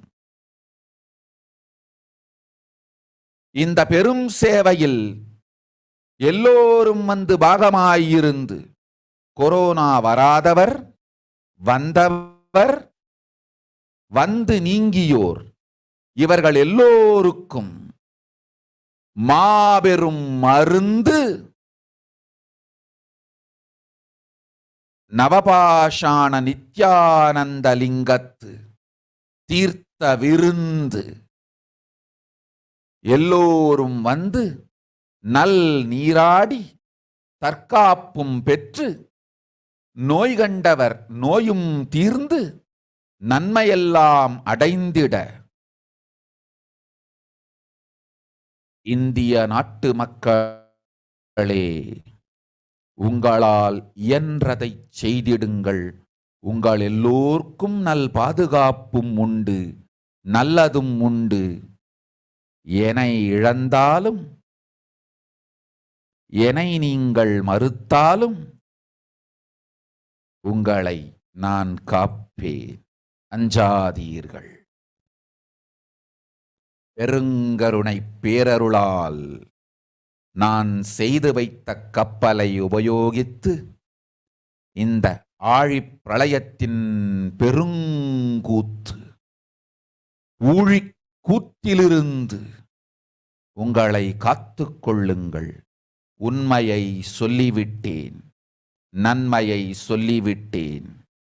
பிராயஷ்சித்தம் வேண்டுமென்றும் காப்பாற்ற வேண்டுமென்றும் கதறிய பக்தர்கள் எல்லோருக்கும் பெருங்கருணையினால் தீர்வை தந்து விட்டேன்.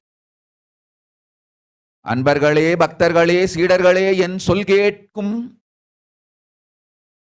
நேர்மையான தொண்டர்களே, புயல் என புறப்படுங்கள். ஆதி கைலாசத்திற்கு தேவையானதெல்லாம் உடனடியாய்ச் செய்து வரப்போகும் மக்களுக்கெல்லாம் அன்னதானம் செய்து அவர்கள் நல்லபடி வைத்திய சரோவரத்தில் தீர்த்தமாடி நவபாஷாண மருந்தையே விருந்தாய்க் கொண்டு நோயிலிருந்து தற்காப்பும் பெற்று உயிர்காப்பும் பெற்று நல்லபடியாய் வாழ்ந்திட தேவையான சேவைகளை செய்யுங்கள். இதுதான் உங்கள் எல்லோருக்கும் பிராயஷ்சித்தம்.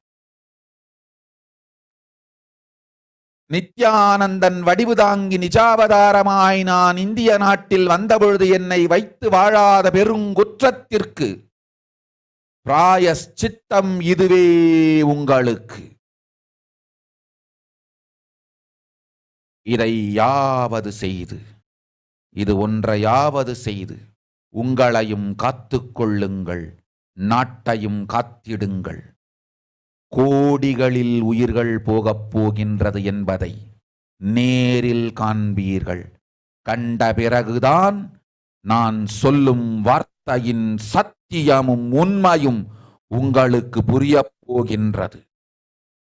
அழிவதற்கு முன் வந்து நவபாஷாண மருந்தை விருந்தாய்ப் பெற்று மரணத்திருந்து உங்களை காத்துக் கொள்ளுங்கள்.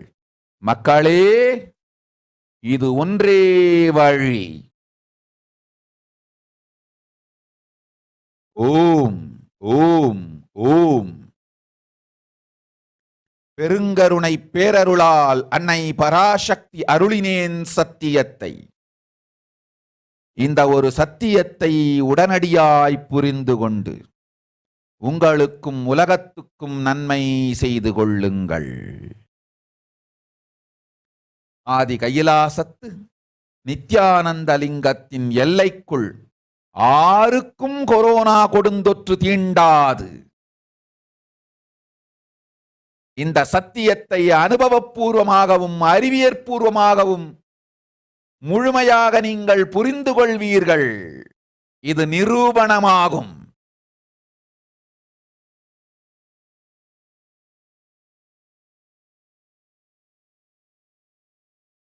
அன்னை பராசக்தி 12 ஆண்டுகளுக்கு முன்பாக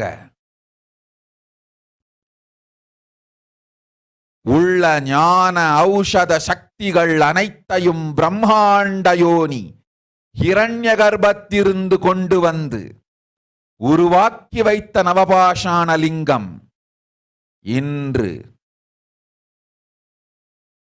பிரளயத்திலிருந்து காக்கும் பெரும் கப்பலாய் உங்களுக்கு ஊதாவும்.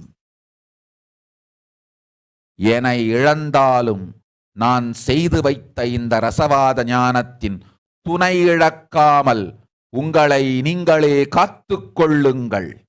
இது ஒன்றே வழி. மக்களே, இது ஒன்றே வழி. ஓம் ஓம் ஓம் ஓம் ஓம். Yes. Let us go over the English translation of what Devi has revealed. Devi has said, world cannot be sacrificed for the sake of conspiracies done by the ignorant thief who got struck in the Maya. Srishti should not have loss, cosmos should not have destruction. To save the cosmos from the Pralaya, I made a huge ship. Its name is Adi KAILASA. Adi KAILASA is the ship that will gather all the powers of this cosmos and save the people from the Pralaya. To the tricks of the traitors, rules of the enemies, without any other way out, the time has come for the city itself to leave. That is why the sky is boiling and moving towards the huge destruction. People, even if the children do mistake in ignorance by getting stuck in Maya, as in Parashakti, Paramashakti, Parashodasi, Manonmani, it's my responsibility to save the cosmos from the destruction. I'm telling you some of the truths. Listen properly. Within next few months, not in thousands or lakhs, lives will be lost in crores. Crores of lives will be lost in India. I'm telling you the truth. I'm telling you the good. Search for the protection for your life. Here, Devi has mentioned about what the current world is facing now in the name of Pralaya. As we all know, this COVID-19 is taking multiple ways as multiple variants and spreading all across the globe and causing literally their people's lives to death. So now here Devi has revealed that cases, it's not going to be thousands or lakhs, it's going to be crores and crores of lives will be lost in India. She has especially warned India. And she has already told that only the way to save ourselves from this Pralaya is running and ourselves to save in Adi KAILASA. Here now we will be moving on to the next segment where we're going to see the current state of the world as revealed by Devi Parashakti. What is happening in the current world as in line to Devi Parashakti's revelations. So before we moving on to the next segment, we're going to have a short break. So we request every one of you to stay tuned. Nithyanandam.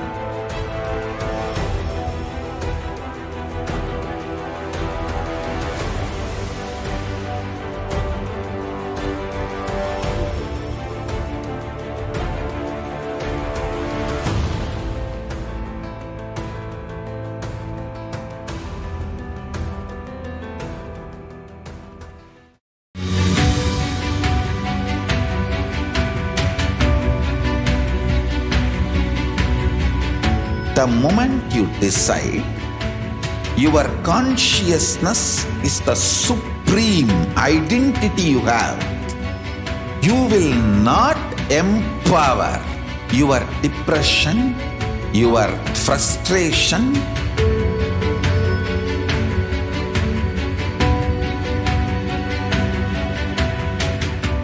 deal your problems, whether it is simple headache or depression or the worst suicidal patterns or life negativity, only through consciousness. Don't go for any other solution.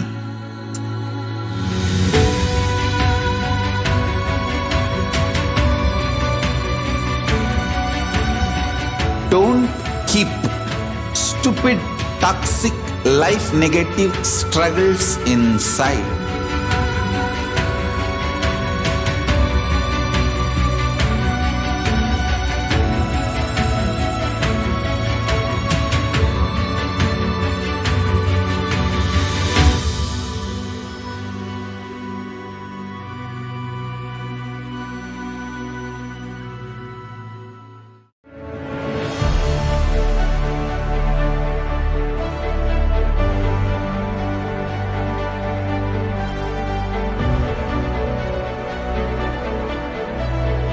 I'm your Guru. I will make you enlightened. It's my commitment.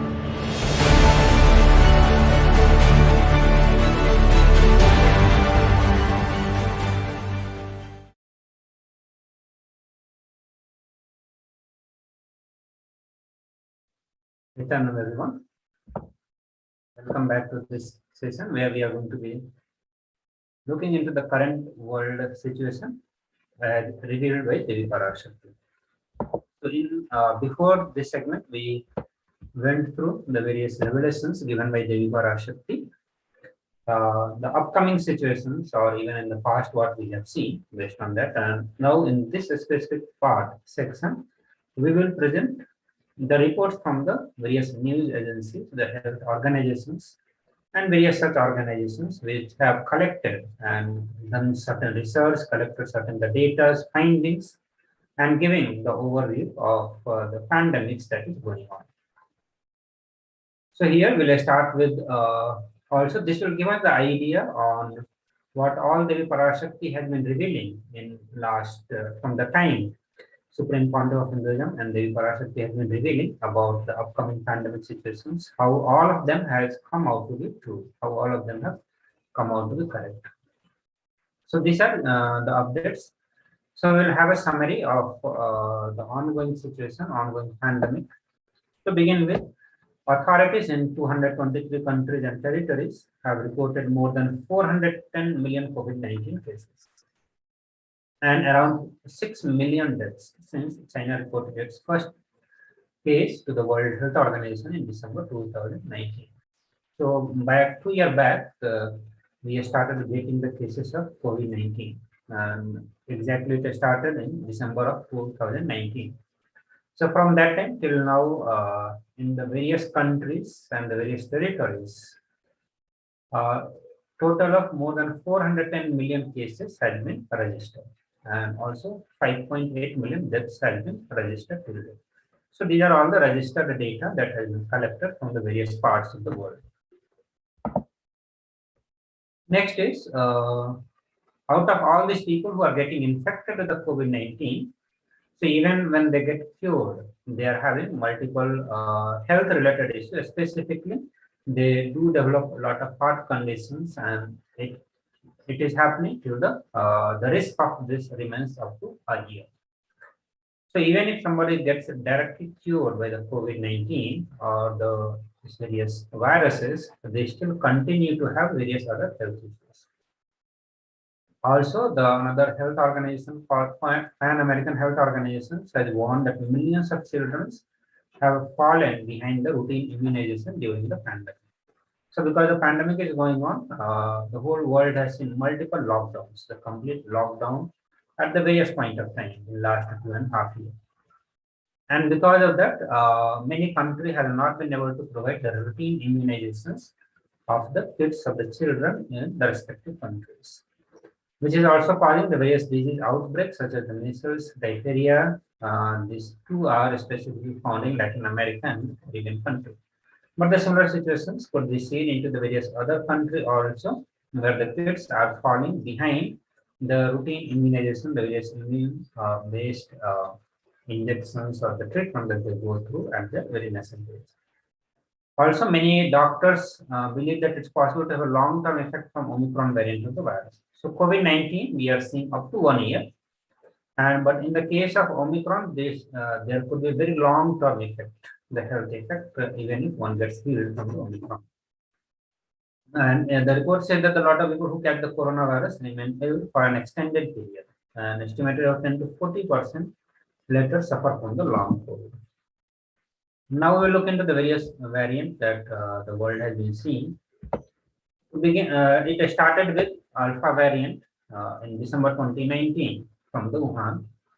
And then we have seen the Delta variant, the dominant variant, and then Omicron as the dominant variant. So these three are the most dominant variants, but in between also there have been many variations, various mutations of all these viruses, or you can say various sublineages of all these viruses. So Delta became dominant in the summer of 2021. So December 2019, the pandemic has started, and after an year, after 1.5 years, we got the next variant, which is Delta, and it became dominant by that time. And it became so because it had somewhere between 40 to 60% more transmissible rate. Okay? Now the Omicron is even more transmissible, so it is expected that the soon Omicron will become more dominant variant. Also, Omicron is often able to evade existing immunity long enough to start an infection, cause symptoms, transmit onward to the next person. This explains why reinfections and vaccine breakthrough infections seem to be more common with Omicron.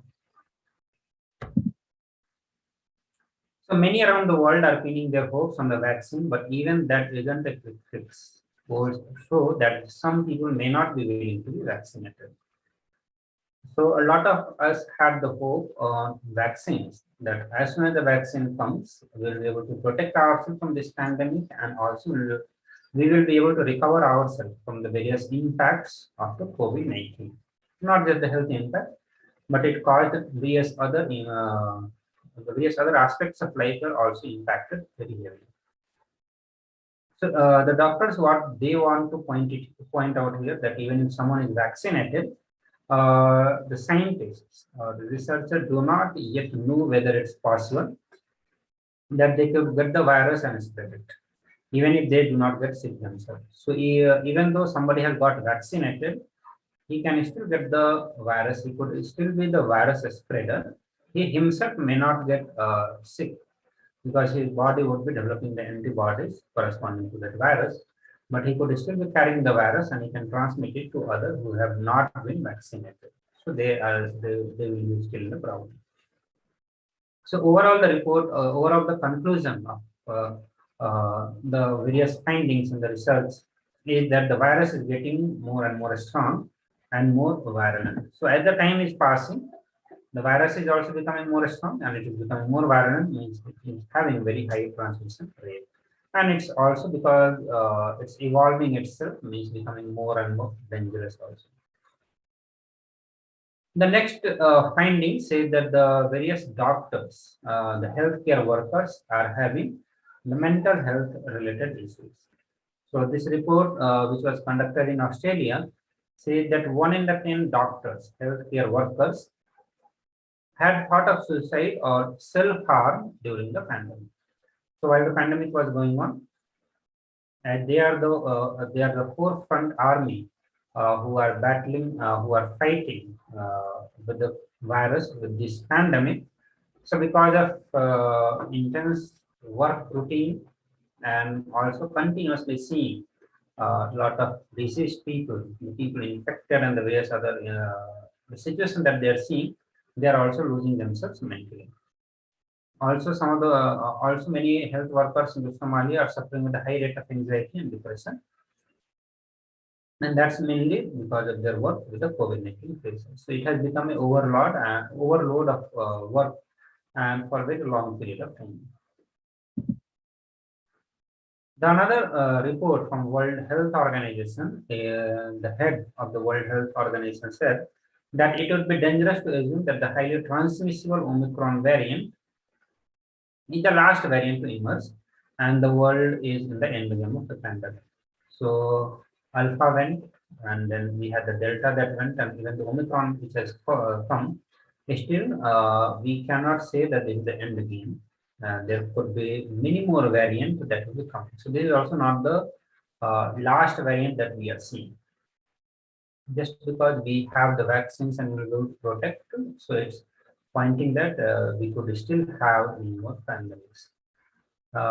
And he's saying so because in just 10 weeks, in the 10 weeks, more than 80 million cases have been registered, which is much more than total number of cases that were there in whole of 2020. And that shows that the conditions have become much more ideal for more variants to emerge. More variants to emerge and for them to spread much easier. WHO epidemiologist and technical lead on COVID-19, Dr. Maria stressed that the pandemic is far from over and future variants will be in some way more virulent than Omicron is now. So Omicron, which is the highest virulent, which is highest in the transmission rate, but it is expected that the upcoming viruses could be much more virulent. Also, they warned that the next variant could more easily evade immunity, rendering vaccines less effective. So as the viruses are evolving, they are able to evade the immunity against the vaccines that is being taken. So the vaccines are going to be less and less effective. So the only solutions that we had, the hope we had, that vaccines could protect from the viruses, that also seems to be futile. So they caution that there is no guarantee that coronavirus will get weaker as it evolves, and that although the world might hope that's the case, we cannot bank on it. So the WHO chief said that the impact of this pandemic will be felt among the most vulnerable groups, and the longer the pandemic drags on, the impact will be worse. So according to WHO chief, the impact of COVID will be felt for decades. So even though it is completely cured, let's say the pandemic completely stops, people are not getting impacted or affected by this virus, still the overall impact of COVID will be felt for a decade. So not just 10 years, it could go up to 20 to 30 years also. So that long the impact is going to be. And also very categorically, he mentioned that the vulnerable groups are going to be facing it more and more. So this impact will be felt most in the vulnerable country, like many of the country which has already been posted, the many of the country where people have been pushed towards the starvation, the millions and millions of people have been pushed towards the starvations. Many of the countries which are economically weak, so all of them are suffering a lot. So even the country which for whom the economy was good enough, then those countries are suffering a huge crisis. So WHO had warned that the virus evolves, vaccine may need to evolve as well. So variants of SARS-CoV-2 may continue to escape neutralizing antibodies induced by vaccines against prior variant. So as the viruses will evolve, there may be need to have a vaccine. The vaccines also, as these new variants are able to evade the immunity provided by the vaccines. So as they evolve, the virus, the vaccines also need to evolve, means people continuously need to go on taking the vaccine. So just one jab or two jab of vaccines may not be enough to protect from upcoming pandemic. Also, because of this COVID-19, so when people get impacted with the COVID-19 or its various variant, even after they get completely healed, they continue to have some sort of diseases after COVID-19, which the doctors call it as a post-acute sequel of COVID-19. Some of them include person fatigue, brain fog, and trouble in breathing. and various heart and lung related issues, and the other issues in the upper part of the body, specifically the upper part of the chest.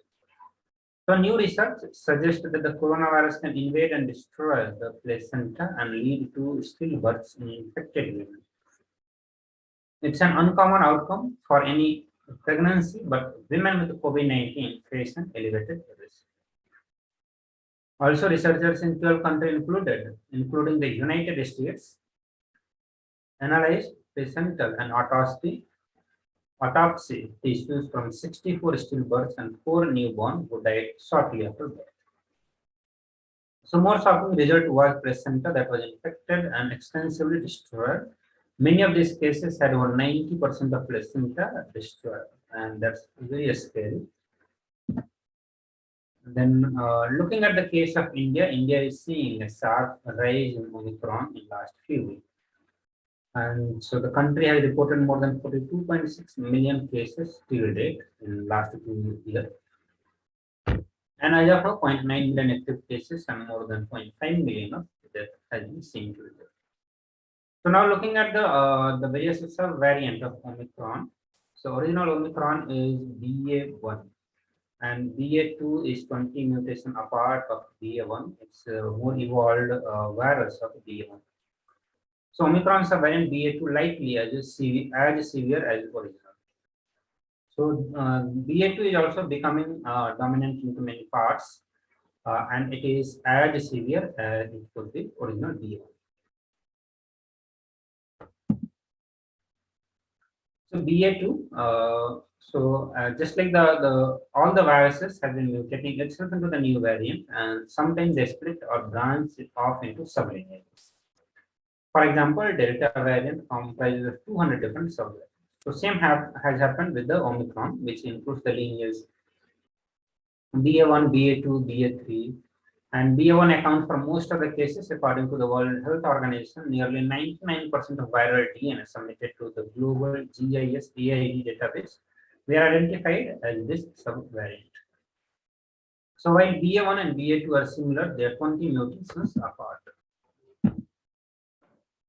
And the report also found that the BA2 is more transmissible than BA1. It was found that 1.5 times faster compared to BA1. Also, BA2 has made its presence in 57 countries, and this is a report from World Health Organization.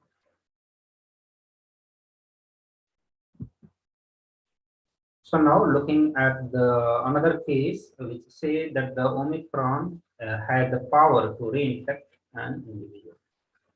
And the report said that recently 2 junior doctors tested positive for COVID-19 only 7 to 10 days after they recovered from the same infection. So 14 days ago, the 2 doctors were symptomatic and tested positive for COVID. Subsequently, they tested negative, but after 7 to 10 days of recovery, they began showing the same symptoms again. This includes fever, headache, body ache, and sore throat. So this is another serious case which has started coming, that Omicron can actually reinfect an individual, and that's what the further report says, that the two-thirds with the Omicron say that they had COVID before. So the finding comes from a large continuing study. React swab testing reveals that the people are more likely to catch COVID again. Also, the other findings say that the Omicron could be a completely different deviant, not just a variant. And this virologist, who is also the former chief of Indian Council of Medical Research, Dr. P. Jacob, said that it's very likely that 2 pandemics are going on side by side, one by Delta and the other by Omicron, providing some fresh insights into the origin of Omicron. The virologist told News Agency PTI that Omicron is not fathered or mothered by Wuhan or any of the different sublineages. According to him, Omicron's immediate parentage is not known, but it has some distance connection with the Wuhan D614 gene, which began the pandemic. And he further said that since Omicron is illegitimate or deviant from COVID-19 pandemic progression script, we must think of 2 pandemics going on side by side, Delta and its variants and Omicron and its variant in the future. Also, This report said that the SARS-CoV-2, which is the new variant, especially the new variant, can remain active for longer than the recommended quarantine period. So earlier, as all of us are aware, that the recommended quarantine period used to be somewhere between 7 to 14 days, as the virus could not sustain more than this number of days. Or at least, if someone has the virus, they will show some symptoms within this many days. So the study served an alert regarding the risk of limiting quarantine for COVID-19 patients to 7, 10, or even 14 days after the test positive, as initially prescribed a protocol to combat the disease. So about 8% of people infected with the SARS-CoV-2 may be able to transmit the virus for more than 2 months without necessarily manifesting any symptoms during the final stage of infection. So now we will look into the solution given by Devi Parashakti. So as all of us are very much aware of the various problems that the world is facing, now the question comes in front of us that what is the solutions for all of this. Okay, so here Devi Parashakti as the Nijavatara of Supreme Content of Hinduism has revealed 8 ways to protect ourselves from the pandemic. So now we are going to be listening to those solutions. All of it we will listen to it.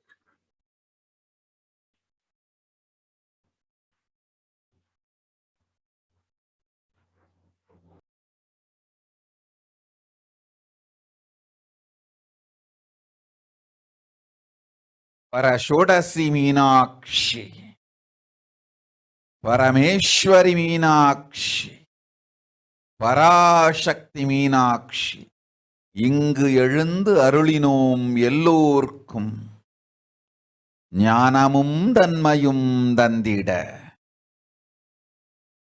நன்மையெல்லாம் அளித்திட நாமே வந்தோம் இங்கு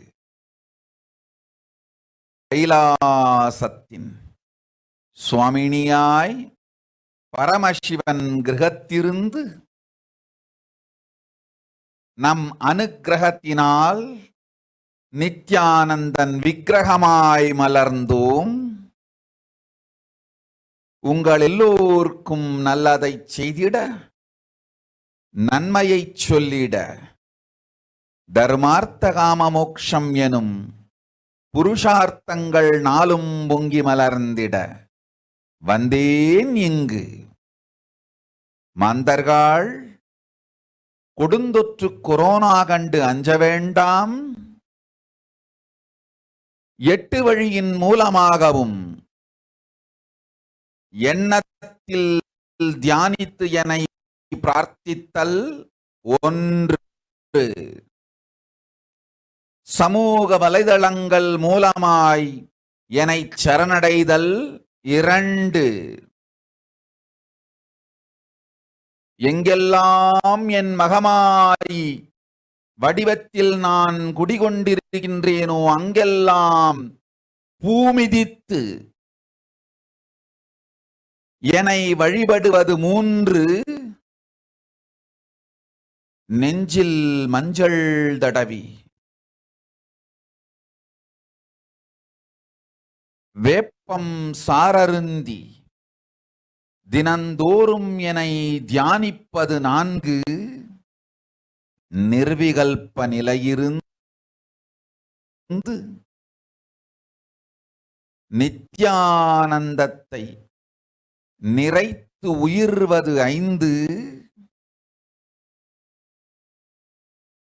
சிவ சிவ சிவ எனும் பிரபஞ்ச பெரும் நாதத்தை அஜபா ஜபமாய் நிகழ்த்தல் 6, நிறைவான பூரண மனத்தோடு வாழைப்பழத்தோலும் வெங்காயமும் குதிகாலில் வைத்து பத்திட்டு நித்திரையில் அடங்குவது 7, பூரணமாய் பரிபூரணமாய் அருணாச்சல ஸ்மரணையில் நினைப்பும் மறப்பும் அருந்த உணர்வு ஸ்மரணையில் அகம் அகம் என ஸ்புரிக்கும் அருணாச்சல ஸ்மரணையில் ஆனந்த ஸ்புரணத்தில் இருப்பது 8 எனும் 8 முறையிலும் என எண்ணியோர் அத்துணை பேருக்கும் இல்லை கொரோனா கொடுந்தொற்றின் தாக்கமும் கொரோனா கொடுந்தொற்றின் பயமும் கொரோனா கொடுந்தொற்றின் மயக்கமும் வாழ்வீர்கள் வளத்தொடு நல் ஞானம் யோகத்தொடு நாமே நிம்மோடு நானே நீயாய் நீயே நானாய் நல்வாழ்வு வாழ்வீர்கள். 8இல் 1 செய்தாலும் கொரோனா உங்களை எட்டவிடாது காப்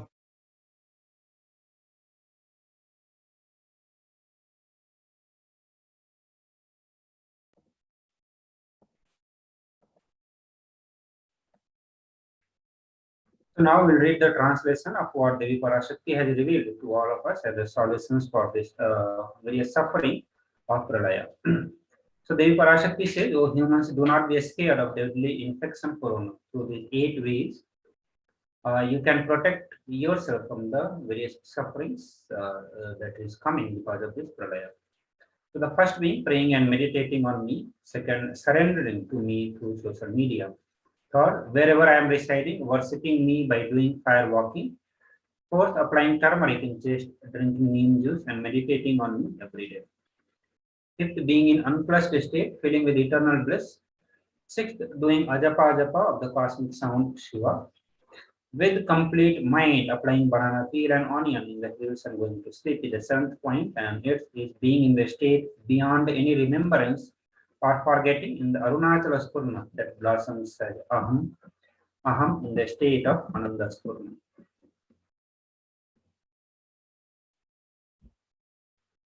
So these are the 8 solutions which has been given by Devi Parashakti. So with this, we will come to end of this specific segment where we looked into the upcoming situations, the current state of the world, and also solution from Devi Parashakti. And soon we'll move to the next segment. But before we move to the next segment, we'll have a short break. Please stay tuned.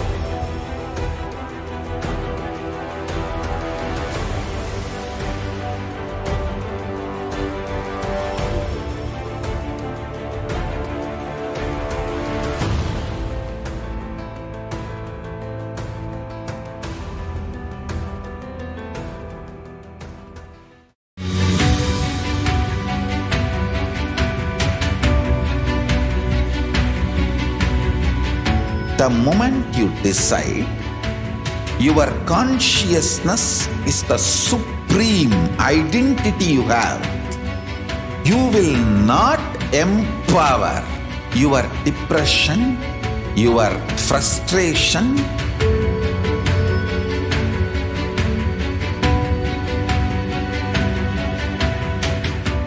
deal your problems, whether it is simple headache or depression or the worst suicidal patterns or life negativity, only through consciousness. Don't go for any other solution.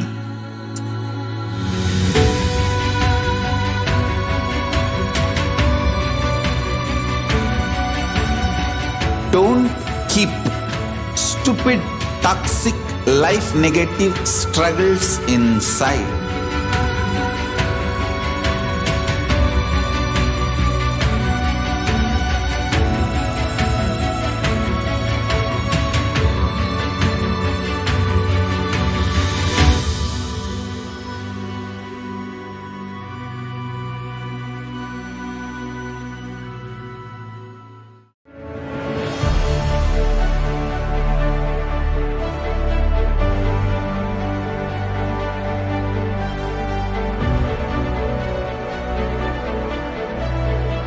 I'm your Guru. I will make you enlightened. It's my commitment.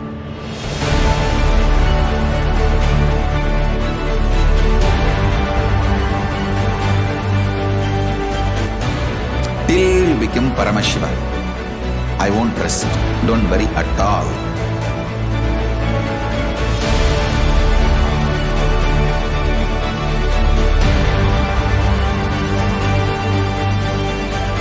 To all my disciples, I give you this as a boon.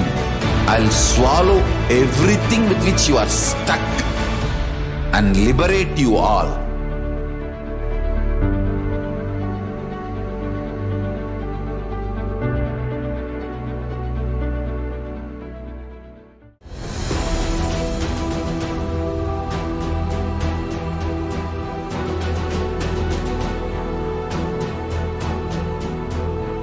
Your consciousness as power at this moment to swallow, digest, clean up all negativity and all toxins.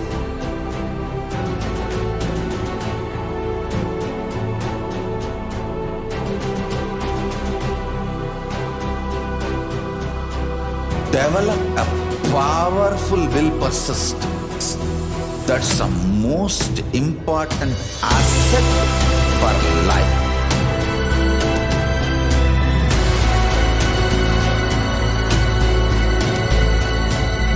I am not giving you some life positive blah blah.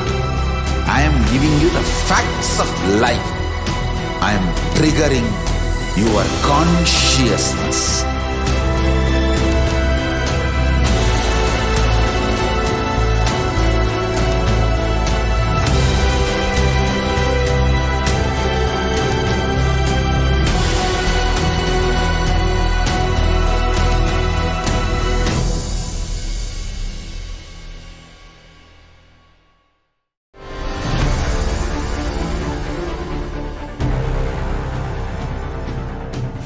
Time itself is nothing but your decision to struggle with the same rut.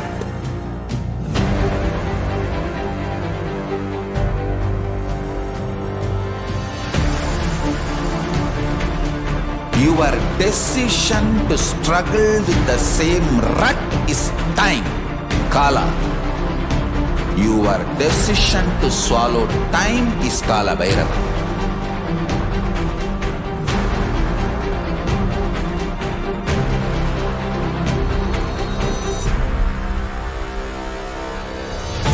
Stand.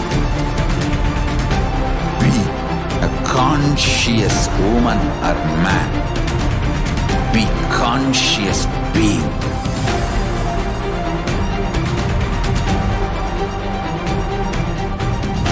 Shrink the time through conscious will persistence. Make the future into present by being ferocious with yourself.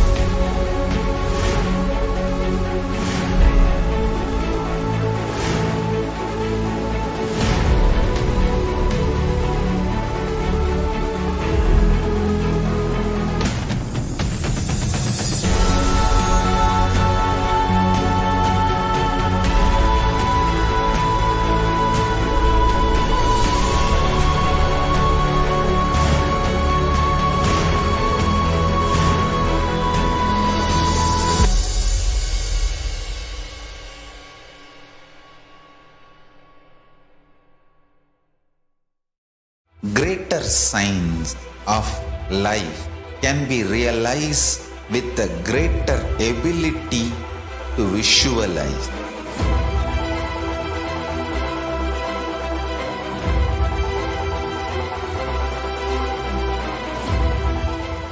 science is the equivalent word for Hinduism.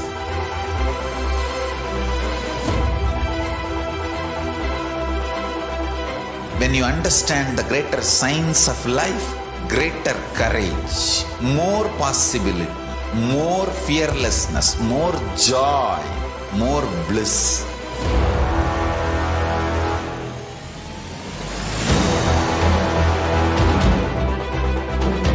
When you visualize Paramashiva with 25 heads, 75 eyes, 50 hands, your consciousness becomes ferocious, and that ability to visualize, you will get involved in everything deeply.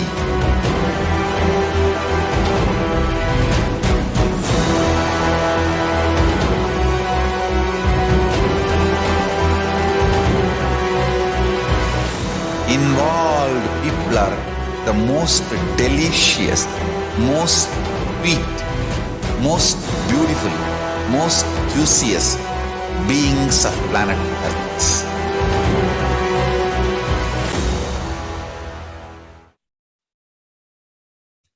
Nithyanandam, everyone.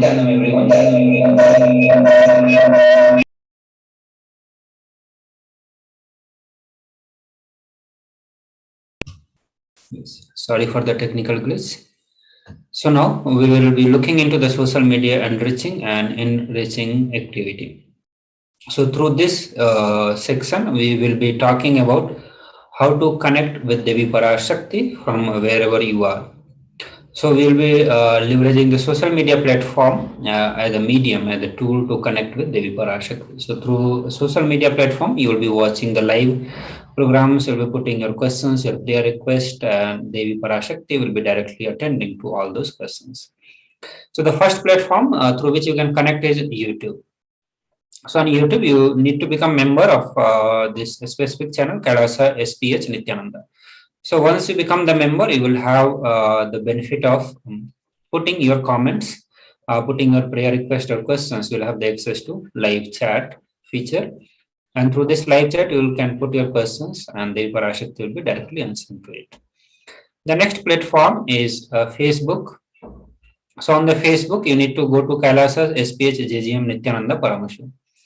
So you need to like and follow to get the continuous notifications and also to put the comment there. So once you get the notifications of the live Akashic reading, you can come to this Facebook page and under the live feed, under the comment, you can put your questions here. So you can put your questions, boons and blessing, whatever you want to ask. The Devi Parashakti will be directly taking the questions or your prayer request from here. The next platform that we are going to be using is Twitter, but before that we'll tell you about the new upcoming program, which is Paramashivoham level 3. So after 3 years, Supreme Pontiff of Hinduism is directly conducting Paramashivoham level 3 full day. Supreme Pontiff of Hinduism will be taking the sessions. So in this Paramashivoham 3, Supreme Pontiff of Hinduism has brought all the best 108 gifts from the Kailasa, and he will be sharing with all of us. So to have the glimpse of the Paramashivoham, you can attend to the various webinars which is happening on every weekend. Today also we have webinars, Face Yourself in the Parallel Universe, and also we have Tripura Sundari initiations starting at 8 p.m. Indian Standard Time. And to show your intentions, I'm sure all of you would like to attend the Paramashivoham 3. You can show your intention by updating your Facebook cover image to the special Facebook cover. So for that, head over to kailasa.org/Paramashivoham. This is a landing page of Paramashivoham. You can scroll down towards the end of the page, download the Facebook cover image from there and upload on your Facebook page. Okay, so this is the very short work that you need to do.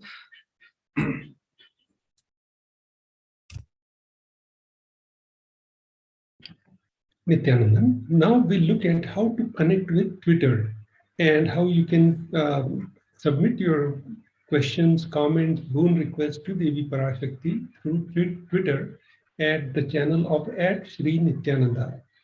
So here you can first open the Twitter and search for @Shri Nithyananda, and you'll see Kailasa's SPH JGM HDH Nithyananda Paramashivam channel. So here first you click on the bell icon, so you'll be notified when Devi Parashakti goes live, or Bhav Samadhi Darshan, or today's special initiation, or the webinars. All that you'll be notified through this bell icon. And then you click on the following button.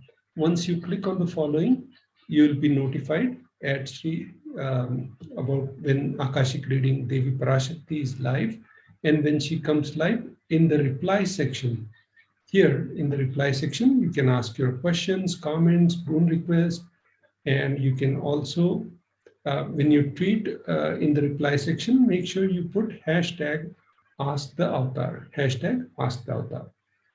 With this, we now go to the next method of connecting with Devi Parashakti, which is Instagram. On Instagram, you can ask the questions to Sri Nithyananda, which is the official Instagram channel of Supreme Pontiff of Hinduism. And you click on the like button here, follow button. And once you follow Sri Nithyananda on Instagram, you'll be notified.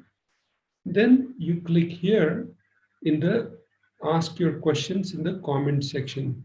So when you see the Devi Parashakti feed is live, you can put your questions in the comment section right here. So this is one way of connecting through, fourth way of connecting through this various social media platforms. Now we'll look at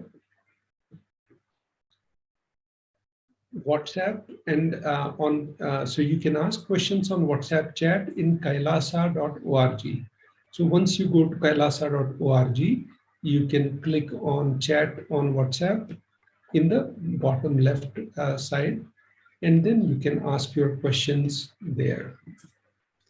So with this, we will move to the next section of offerings to Devi Parashakti after a short break, and we'll go over the different contexts of how you can connect with Devi Parashakti, and then we'll go through the actual offerings to Devi Parashakti and Supreme Pontiff of Hinduism for the Guru as well. So thank you.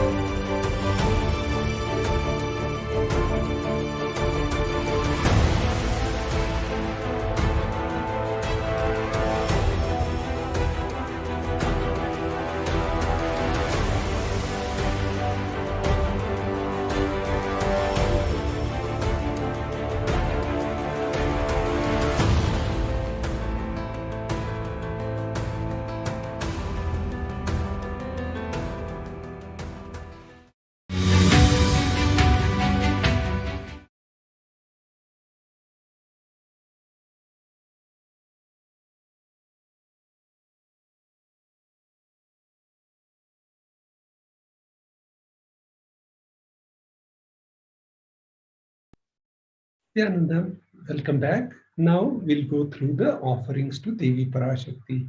So here we'll go through the context of why to offer Devi Parashakti, how to do the offerings to Devi Parashakti, and what's the best place of offering to the Devi Parashakti. We'll go through all that, and then we'll guide you through the whole process. So first context of offering to Devi Parashakti is from Srimad Bhagavad Purana. So the Shastra Pramana for this is as follows. Dharmaya yashasirthaya kamaya svajanaya cha panchadha vibhajan vittam iha mutracha modate. So this is from 37th verse in Bhagavad Purana. One part should be used for dharma, second for yasha, which brings fame to oneself. Third should be reinvested to generate more wealth. Fourth, for kama, enjoyment of material things. And fifth, one's family and the friends. So 20% should be donated for the Dharma. The next offering to Devi Parashakti is follows. Grahe dashagunam danam dushthe chaiva shatadhikam punyatirtheshu sahasram mantam shiva sannidho. Dana given at home yields 10 times as much merit as when made elsewhere, 100 times when made in the Gaushala, 1,000 times when made in the sacred places, tirthas, and infinite number times when made in the premises of Shivlinga, such as Shiva temples. So this is a very important where you make the dana from. So now we'll look at the context of what is the purpose of offering the dana. So we'll go through the Shastra Pramana from Brahmanda Purana. Danam trividamitetam kanishtham jeshtam madhyamam tatra naishreyasam jeshtam kanishtham swartha siddhaye karunyat sarva bhuteshu samvibhagastu madhyamaha. So dana given in order to achieve mokshas, nishreyas, is considered the most valuable form. Dana given out of pity or kindness for others or one's own kith and kin is considered to be of medium value. It is also called Dayadanam. Dana given to achieve one's own selfish ends is also known as the least valued of all. Now we'll look at the first offering to Devi Parashakti. It is Ihundi. The Shastra Pramana for this Ihundi offering is as follows. Bhakti Priya Bhakti Gamya Bhakti Vasya Bhayapaha Shambhavi Shardaradhya Sharvani Sharmadayini. Devi is fond of true devotion and is realized through true devotion. She can be won over through true devotion. If there is any fear in the minds of devotee, Devi is sure to remove that fear.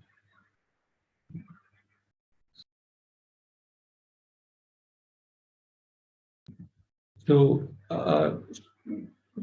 now we'll take a short break and then we'll continue over the remaining offerings.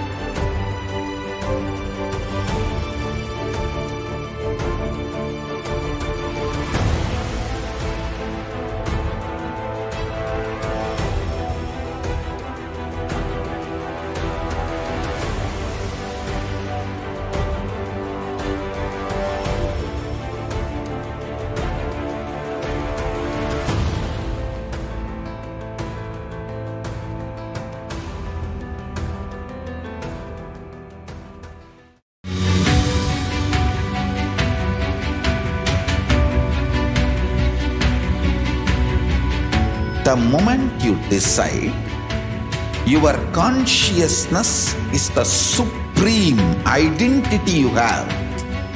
You will not empower your depression, your frustration,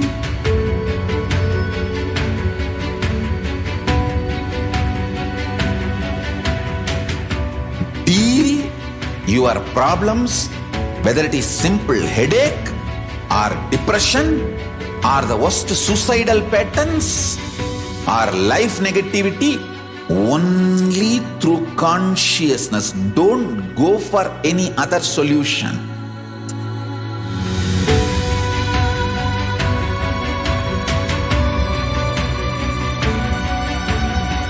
Don't keep stupid, toxic, life negative struggles inside.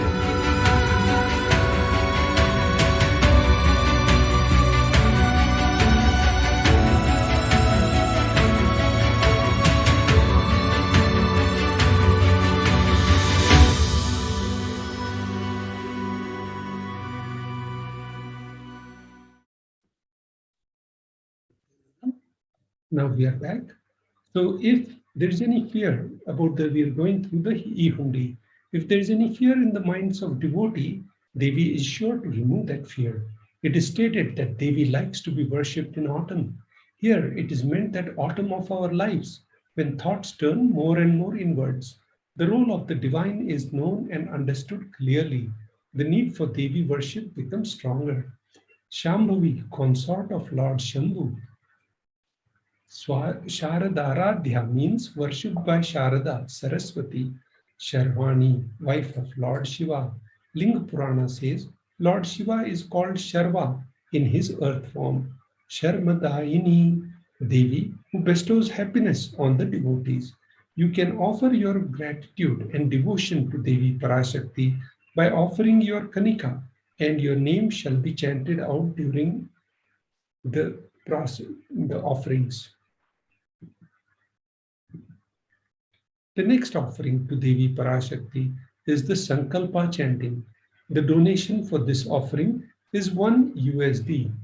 The Shastra Pramana for this offering is as follows. Taye tan moyate vishwam shaiva vishwam prasuyate saya chitta cha vijjanam tushtata ruddhim prayashyati. The Devi, the goddess, enchants this universe, and she herself gives birth to this universe. That goddess, being prayed without interest in anything, gives that knowledge to lead to salvation and gives wealth in the materialistic sense. So this Shastra Pramana is from Devi Mahatmyam, chapter 12, verse 34. Offering the Sankalpa, conscious resolution, blesses the person offering with all fruition of the desires and wishes he is yearning for. So here, your Sankalpa becomes a Shiva Sankalpa and cosmos blesses it. Now we'll enter through the section of significance of divine element gold. And in this section, we'll share the importance of divine element gold in the offerings and how you can also do the offerings in gold. So the gold is present in all scriptures, Agamas, Vedas, Shrutis, Smritis, Itihasas and Puranas.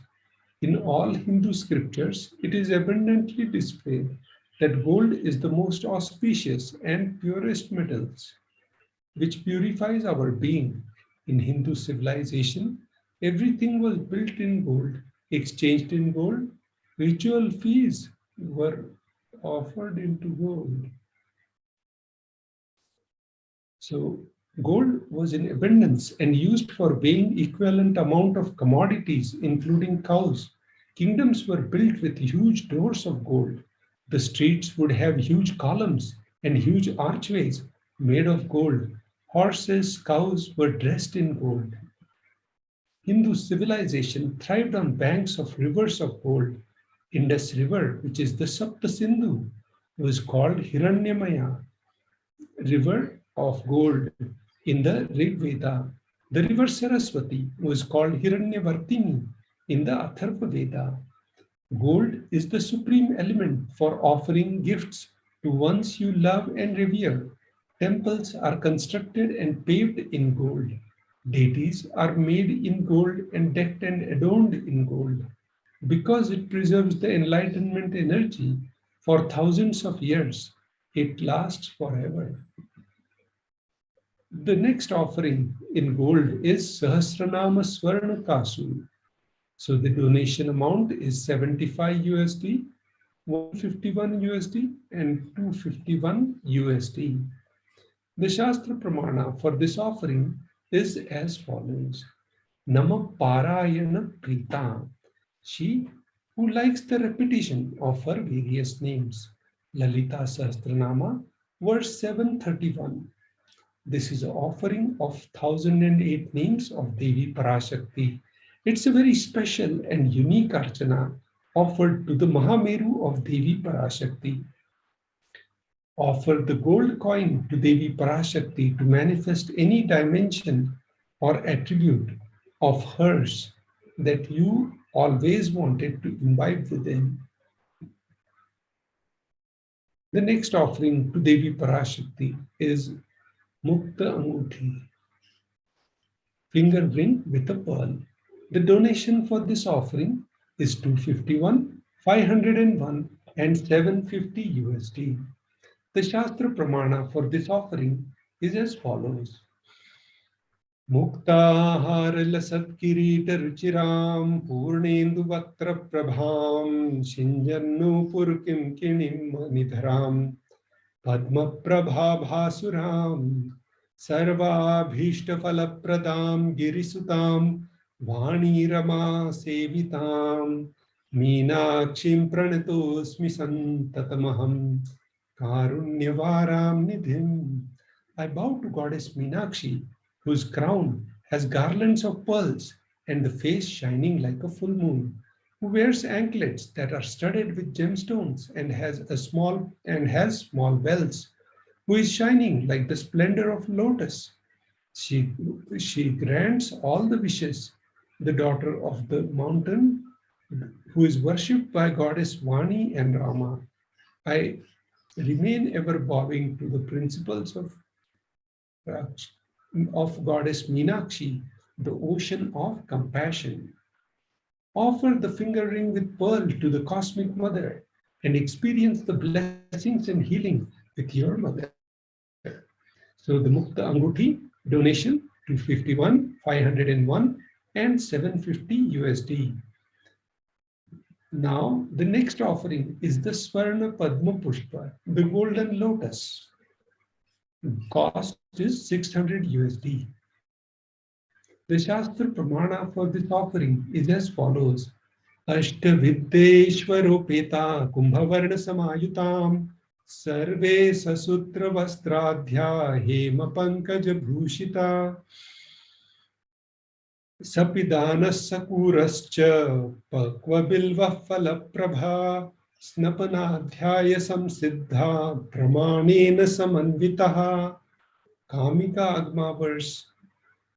All the kalashas should be wound around with a suitable thread and covered with a new cloth. They should be adorned with the lotus flower made of gold.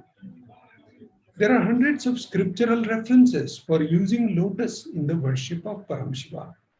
Almost everything in the worship of the ultimate involves the consecration of deities of worship or meditating on or the mudras and asanas used for worship involves the lotus flower, lotus leaf, lotus pericarp, lotus petals.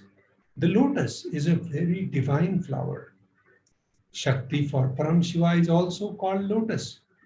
Base of Paramashiva Linga is lotus.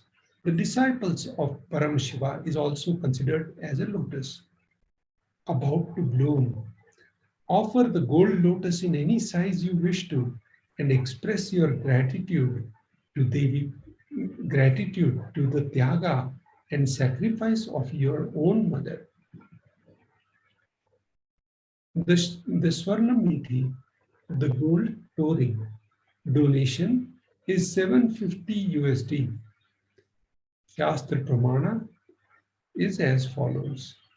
Nakaddi Diditi Sanchanna Namajjanata Moguna Padadvaya Prabhajala Parakrita Saroruha.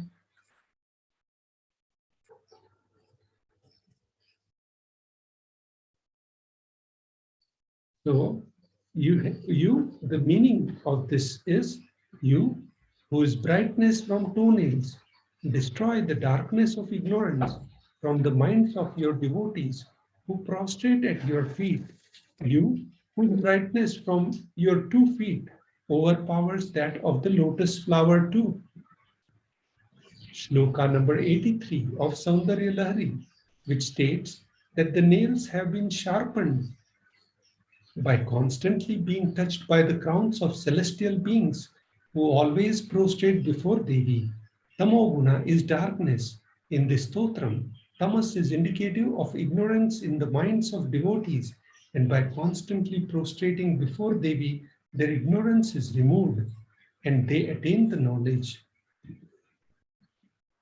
Offer the touring to Devi, adorning her sacred feet, to be in constant gratitude for receiving her blessings in even the most difficult aspects of our life.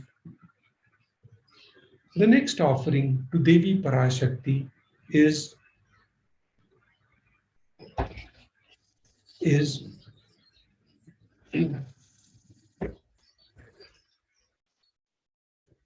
Swarna Mangatika, gold hairline jewelry. The donation is 750 USD. The Shastra Pramana is as follows.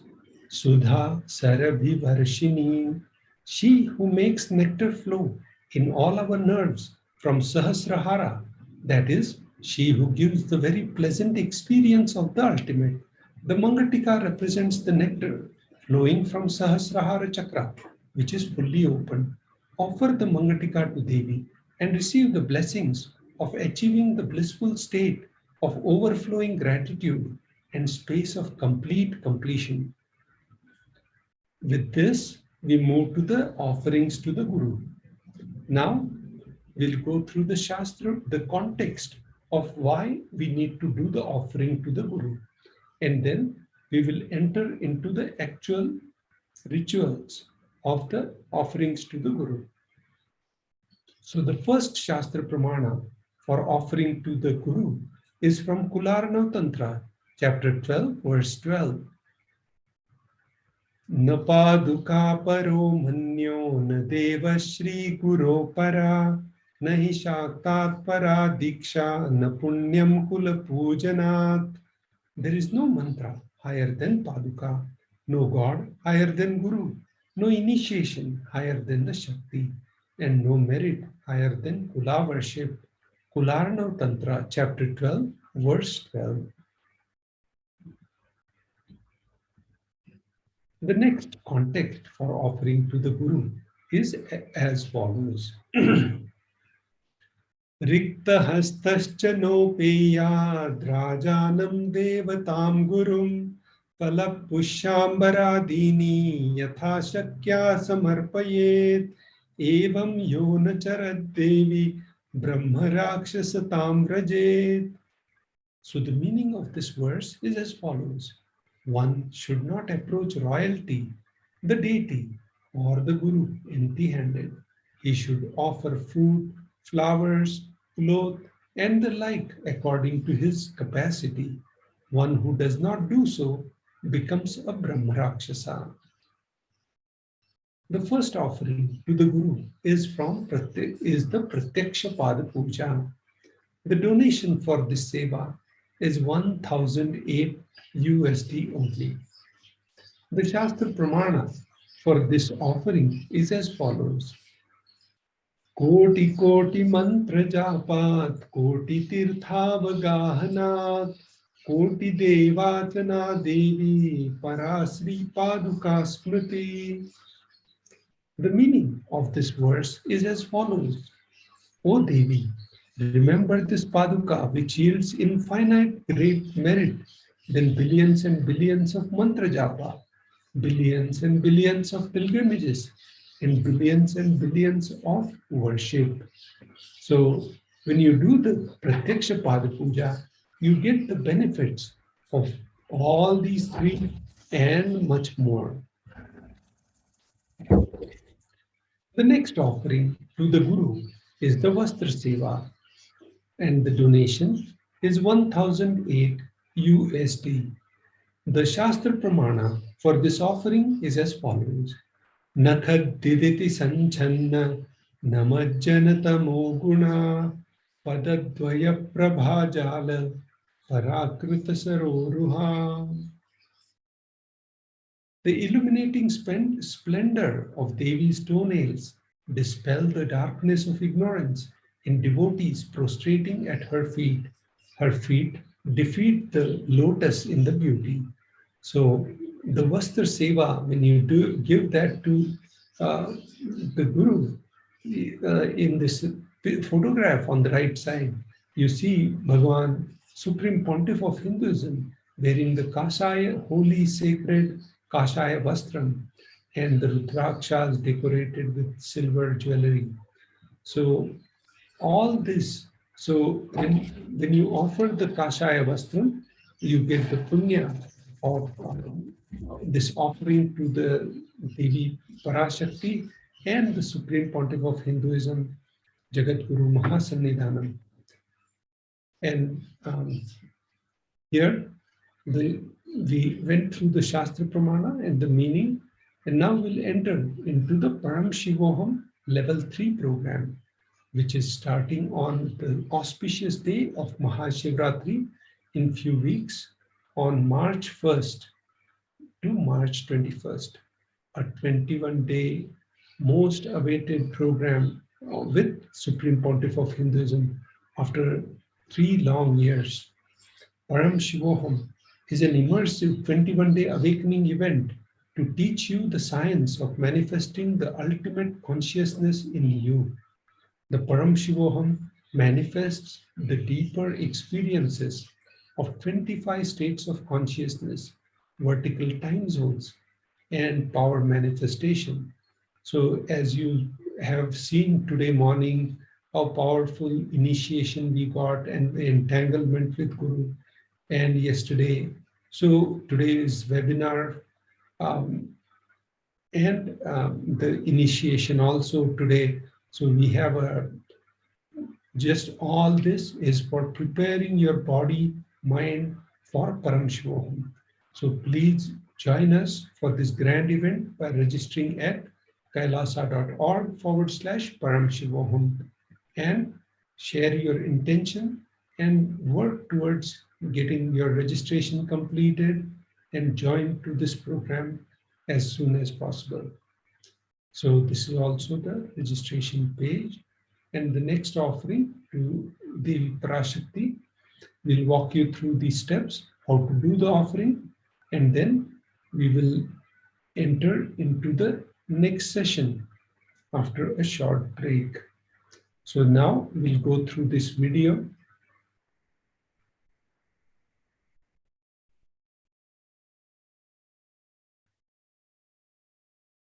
So it's a 3-step process to do the offering. First one is the registration form. You go on tiny.cc/Bhavasamadhi, and once you do the registration there, so here first you go on the Bhavasamadhi and then scroll down, enter your name, phone number, all that stuff, and then select the Bhavasamadhi Darshan. And then once you select Parashakti Bhavasamadhi Darshan, you can select the donation from this list of different sevas, any one seva, or 2 seva, 3 seva, whatever. And then you select the number of quantity here. So in the quantity, you put the right quantity, whatever you are satisfied with. And then you check out the card by, once you add the card and then you check out. So when you check out, you verify the card, the shopping card first, and then you proceed to the checkout button. So when you proceed to checkout, you enter all this information and the bank information. And once that is all complete, then you go into the Sankalpa, where after the online payment is paid, you go into the third URL, tiny.cc/Sankalpa 2021. And here you click on next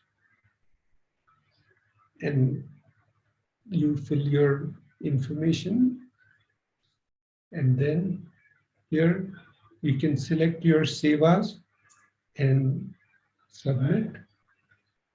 With this, we conclude this section of offerings to Devi Parashakti, and now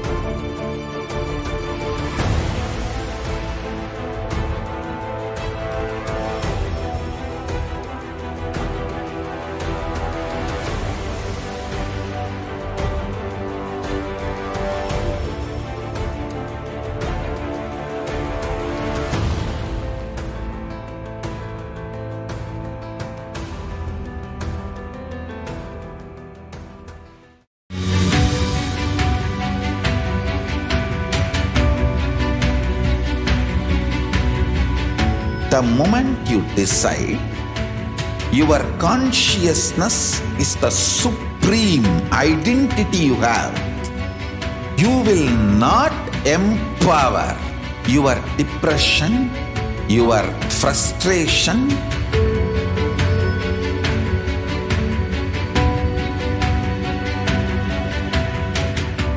deal your problems, whether it is simple headache or depression or the worst suicidal patterns or life negativity, only through consciousness. Don't go for any other solution.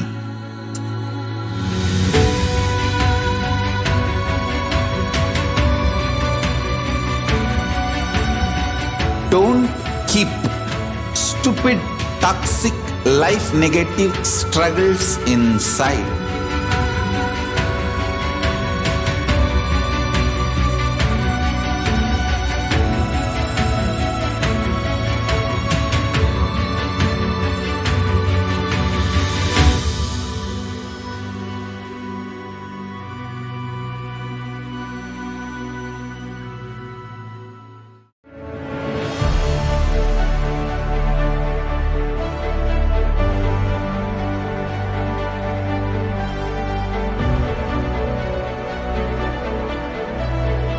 I am your Guru. I will make you enlightened. It's my commitment.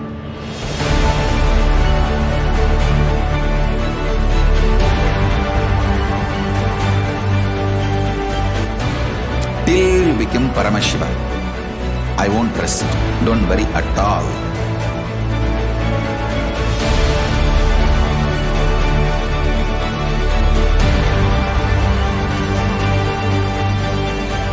To all my disciples, I give you this as a boon. I'll swallow everything with which you are stuck and liberate you all.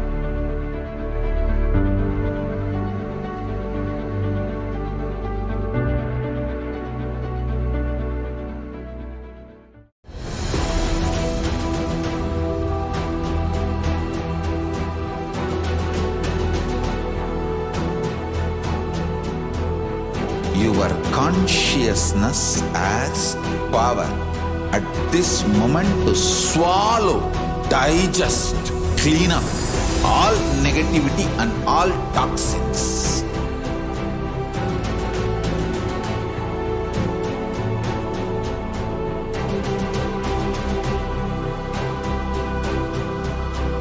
Develop a powerful will persistence.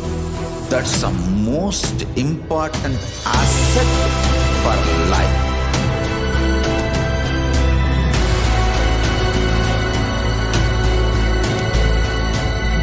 I am not giving you some life positive blah blah. I am giving you the facts of life. I am triggering your consciousness.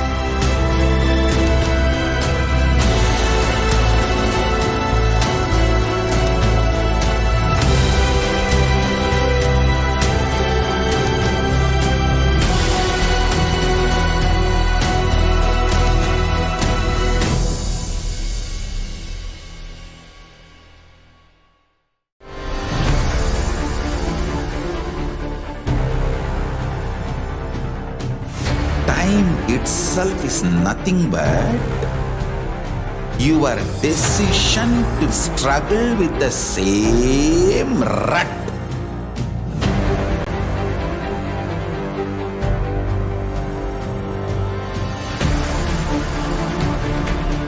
Your decision to struggle with the same rut is time, Kala. Your decision to swallow time is Kala Bhairava.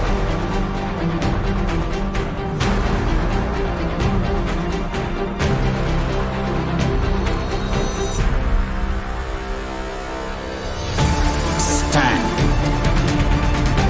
Be a conscious woman or man. Be conscious being.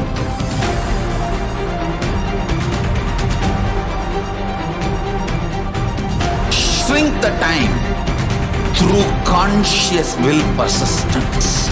Make the future into present by being ferocious with yourself.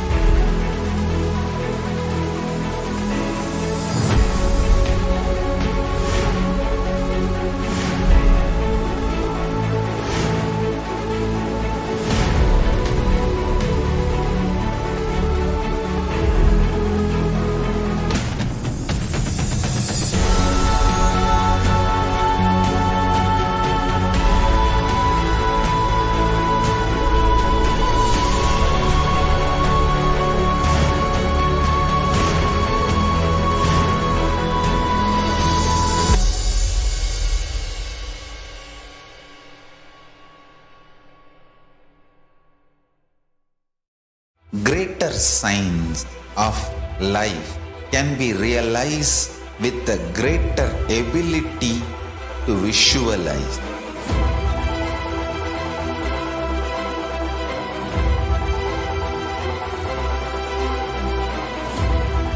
Greater science is the equivalent word for Hinduism.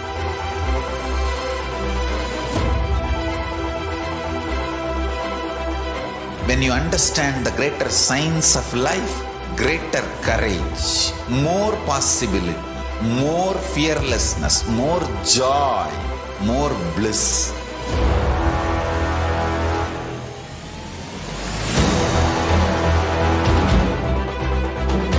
When you visualize Paramashiva with 25 heads, 75 eyes, 50 hands, your consciousness becomes ferocious, and that ability to visualize, you will get involved in everything deeply.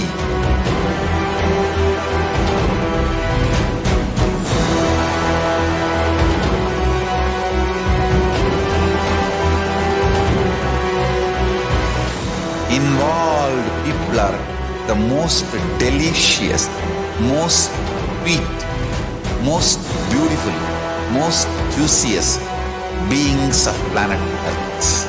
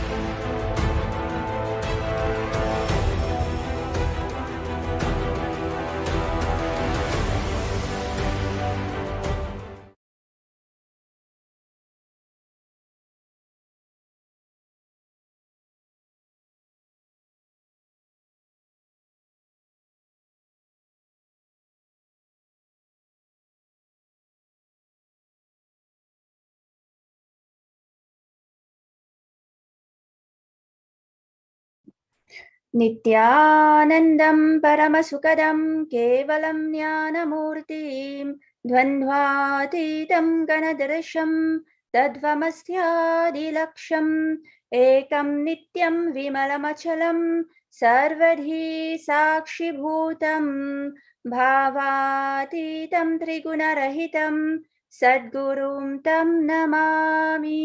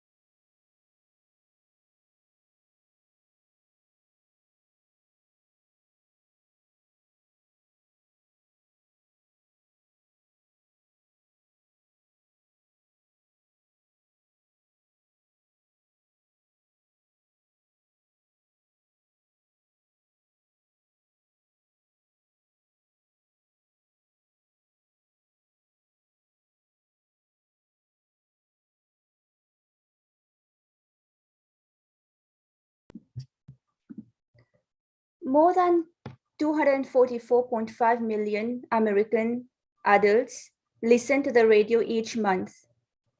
Radio is the leading reach platform. 92% of us listen to AM, FM radio over the airways, which is higher than TV viewerships, 87%, PC use, 54%, smartphone use, 81%, and tablet use, 46%.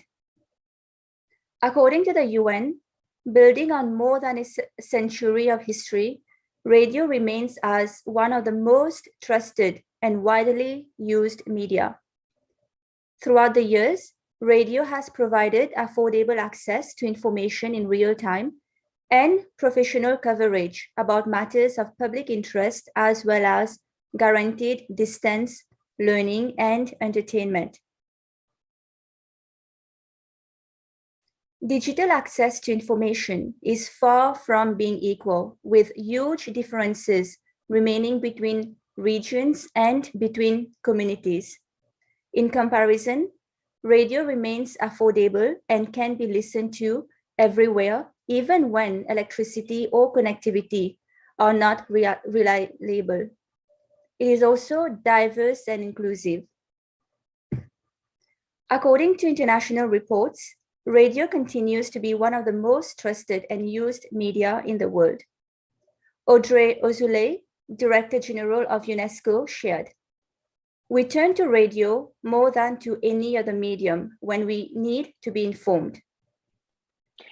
Now, what if we were to tell you of an inherent, most reliable, most sustainable inner software or device that everyone has access to free of cost, and which can allow you to know anything you wish to know from anywhere in the world at any moment?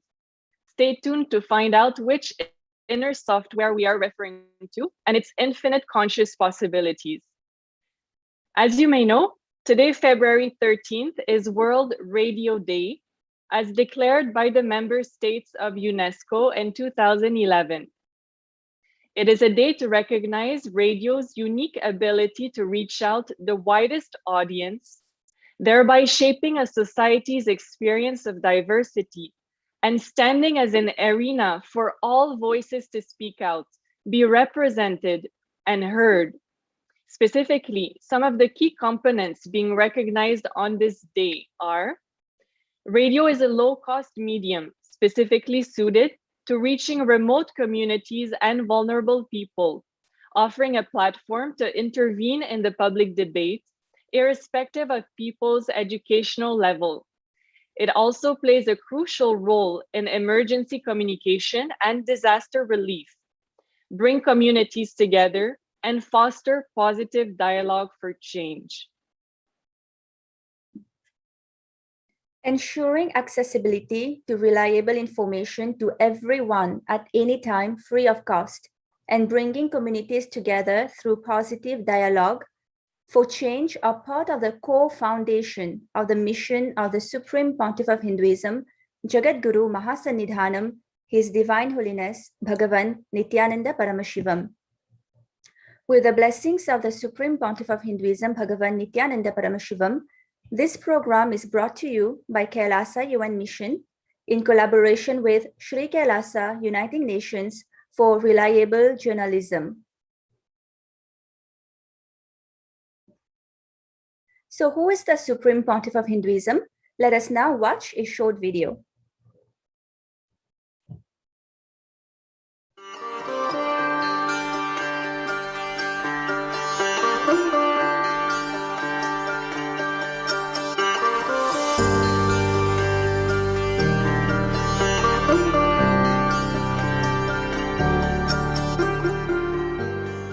Founder of KAILASA, Paramashiva, and his 1008th incarnation, the Supreme Pontiff of Hinduism, Jagadguru Mahasannidhanam, His Divine Holiness Bhagwan Nithyananda Paramashivam, is the reviver of KAILASA, the enlightened civilization, the greatest Hindu nation.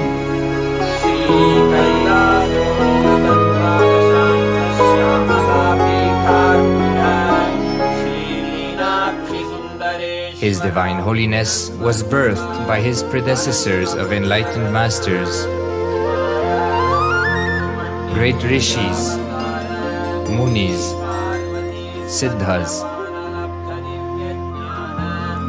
who predicted and recognized His Divine Holiness Bhagwan Nithyananda Paramashivam as an incarnation of Paramashiva as per the science of incarnation described in Hinduism. From his first Chaturmasya at the age of 3 in the year 1980 until the age of 16 in the year 1994, the Supreme Pontiff was trained for the revival of KAILASA. He began reviving KAILASA from the age of 16 after the coronation on the 25th May 1994.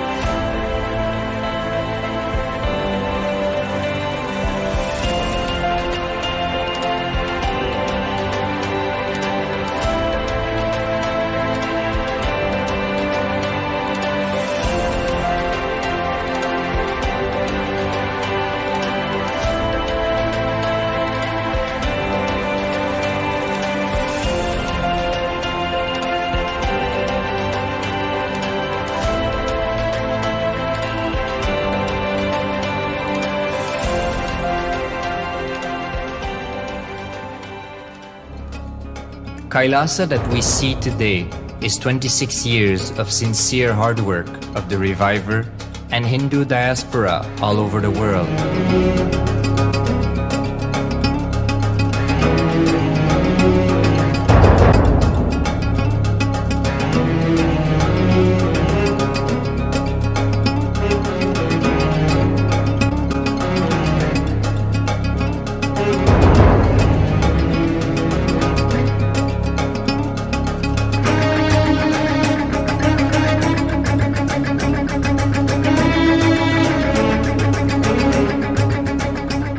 The problems of the modern day humanity Sanatana Hindu Dharma is solution.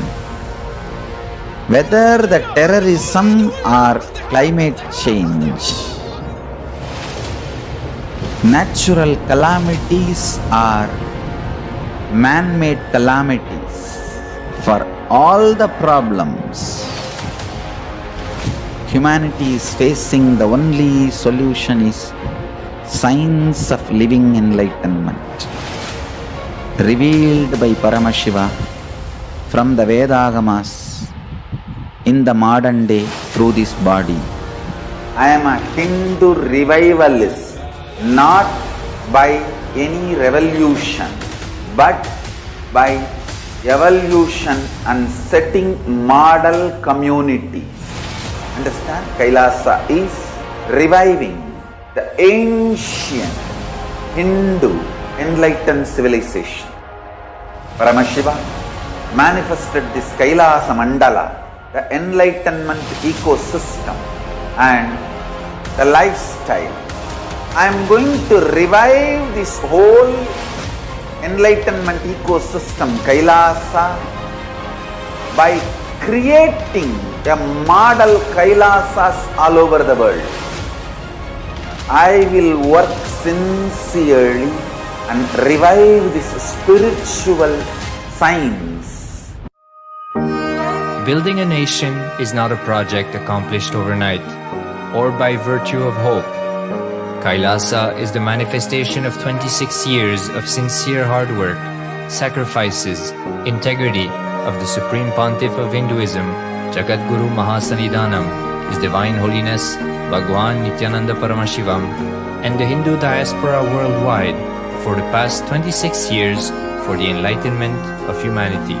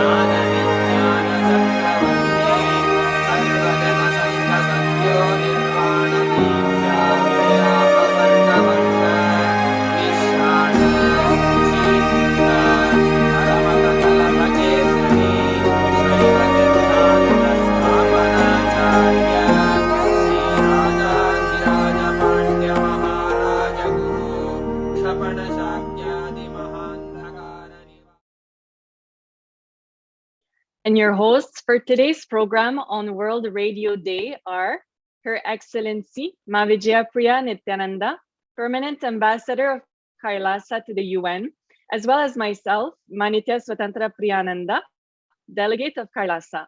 We warmly welcome each and every one of you as we are all connecting today to discuss on how we can ensure access to reliable information for all, including in times when connectivity and electricity are not available. And why does this question matter? When looking at a few statistics, we can see how the coronavirus has exposed the digital divide like never before. According to the World Health Organization, in total, 3.7 billion people have no internet access. The majority are in poor countries, where the need to spread information about how to combat COVID-19 is most urgent. Migrants and the poorest are most vulnerable to the virus. More than 1 billion children across the globe are currently locked out of classrooms because of quarantine measures. Even though many teachers are running daily online classes, many of these children simply cannot take part. So before diving into the core of the subject, let us look at how the Supreme Pontiff of Hinduism is working towards creating creating a connected and sustainable world and how it relates to the SDG 2030. Yes, thank you, Master Tantra Priya. So what is the Supreme Pontiff of Hinduism is specifically doing to achieve the Sustainable Development Goals of 2030? Supreme Pontiff of Hinduism has launched 108 humanitarian initiatives through Sri KAILASA Uniting Nations to spread the great spiritual truths of Hinduism from its age-old scriptures, the Vedas and Agamas, all over the world. For instance, Hinduism is a totality of at least 10,000 indigenous traditions and nations. Through the Sri KAILASA Uniting Nations, the Supreme Pontiff of Hinduism is working to revive all these traditions and uniting all the nations. Pertaining to accessibility to reliable information, the Supreme Pontiff of Hinduism has launched the Sri KAILASA Uniting Nations for Reliable Journalism, for freedom of expression and opinion, for mystical and spiritual sciences. And these Sri KAILASA Uniting Nations initiatives directly align to the SDG 2030 goals. For example, goal number 4, quality to education.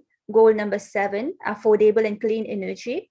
Goal number 9, build resilient infrastructure, promote inclusive and sustainable industrialization and faster innovation.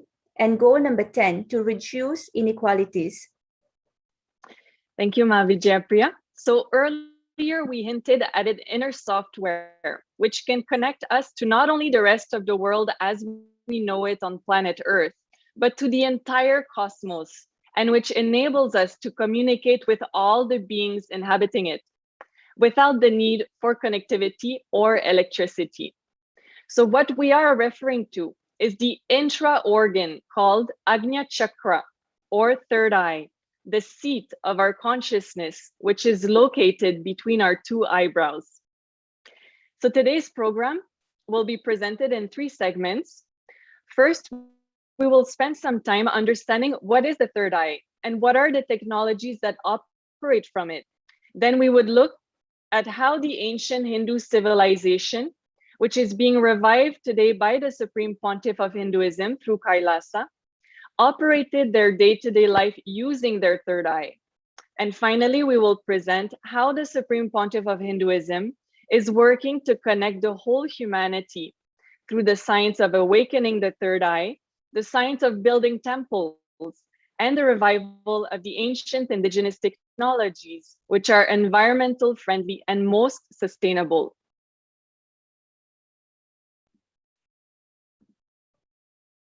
So what is the third eye?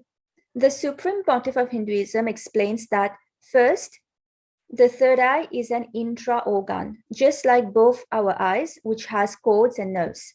Second, the consciousness we are using to operate these 2 eyes are called chakshu.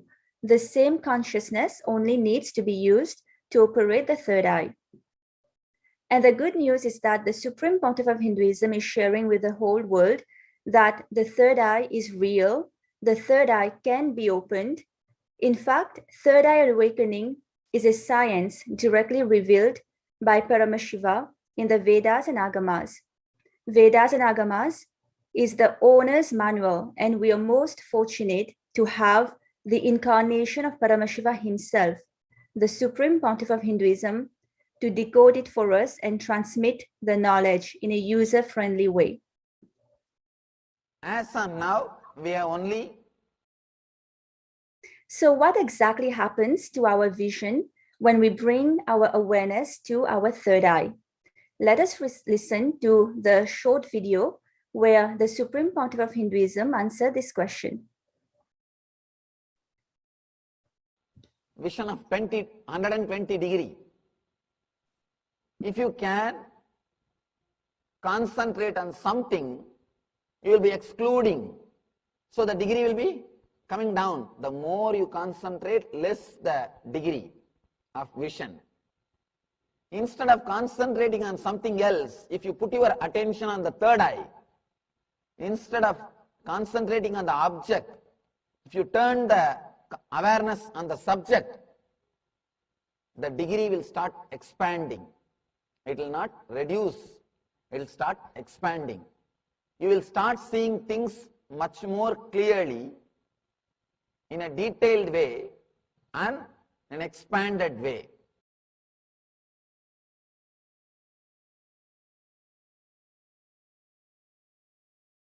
And before diving deeper into how communication through the power of superconsciousness is possible, let us spend a few minutes to establish the legitimacy of this science of third eye awakening.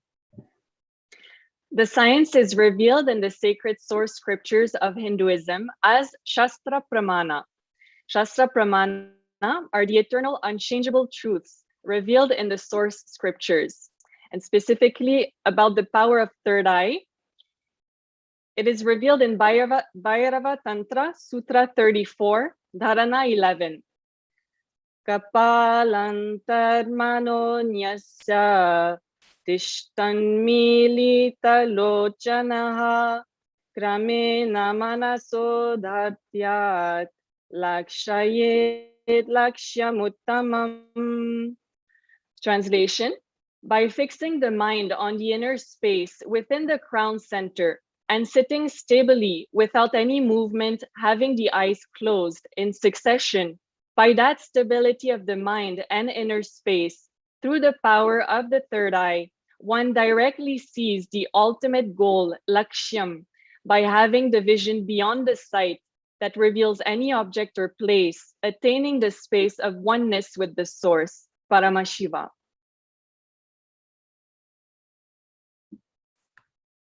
Second, the Apta Pramana, the experiences and results of Aptas or authorities of Hinduism, the Vedic rishis and scientists who time-tested and verified the science.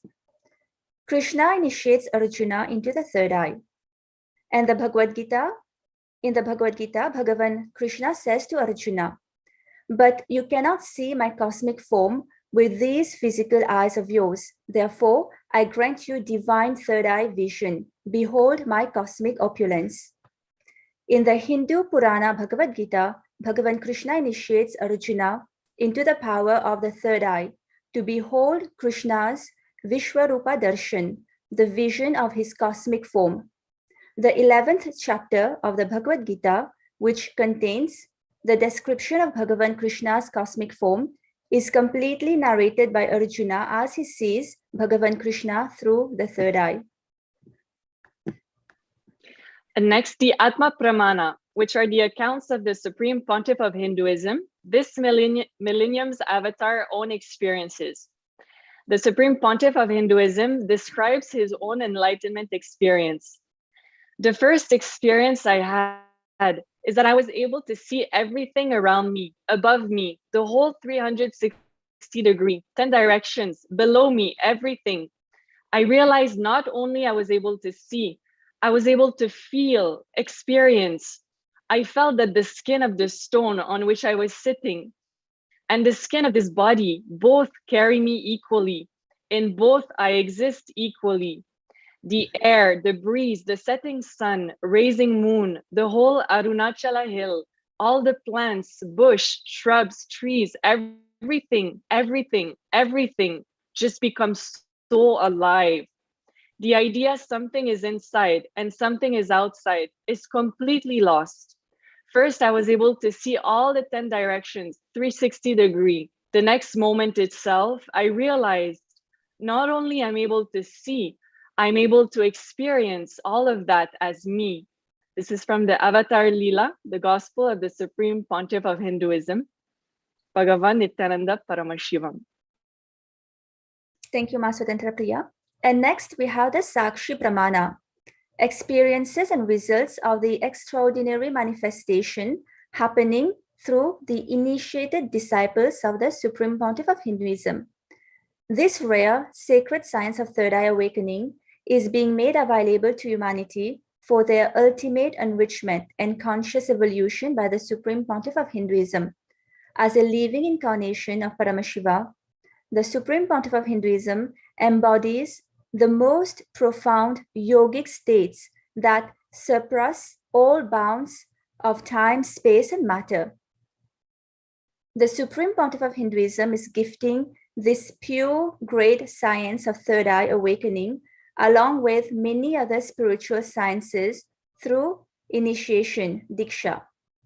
Millions of people having been initiated by the Supreme Pontiff of Hinduism are experiencing the profound results as extraordinary powers in everyday life. And we invite everyone watching us live today to share your own Sakshi Pramana of the power of the third eye after receiving initiation from the Supreme Pontiff of Hinduism on YouTube Live. And the Supreme Pontiff of Hinduism initiates not only human beings in the power of the third eye, but animals also. In fact, Paramashiva reveals in the Shaiva Agamas that birds and animals do have intra-organs like the third eye, which can be awakened and initiated. One example, as you can see from the picture, 10 blessed beings, birds, at Nithyananda Pitam, were initiated by the Supreme Pontiff of Hinduism on May 27, 2018, to manifest these extraordinary powers and possibilities of Paramashiva, using the science revealed by him.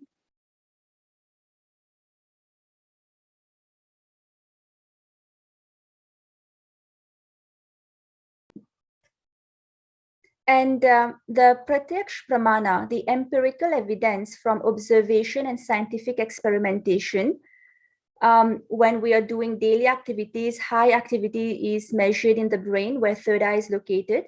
And when in deep samadhi state, only the third eye region is active and almost 90% of the brain is at peace. And a study, this as we can see in the picture, that was a study which measured and compared the metabolic cell activity of the brain in the conscious and meditative, the open third eye states using the positron emission topography, the PET. And so how did the ancient Hindu civilization operate in day-to-day life using the power of their consciousness, third eye?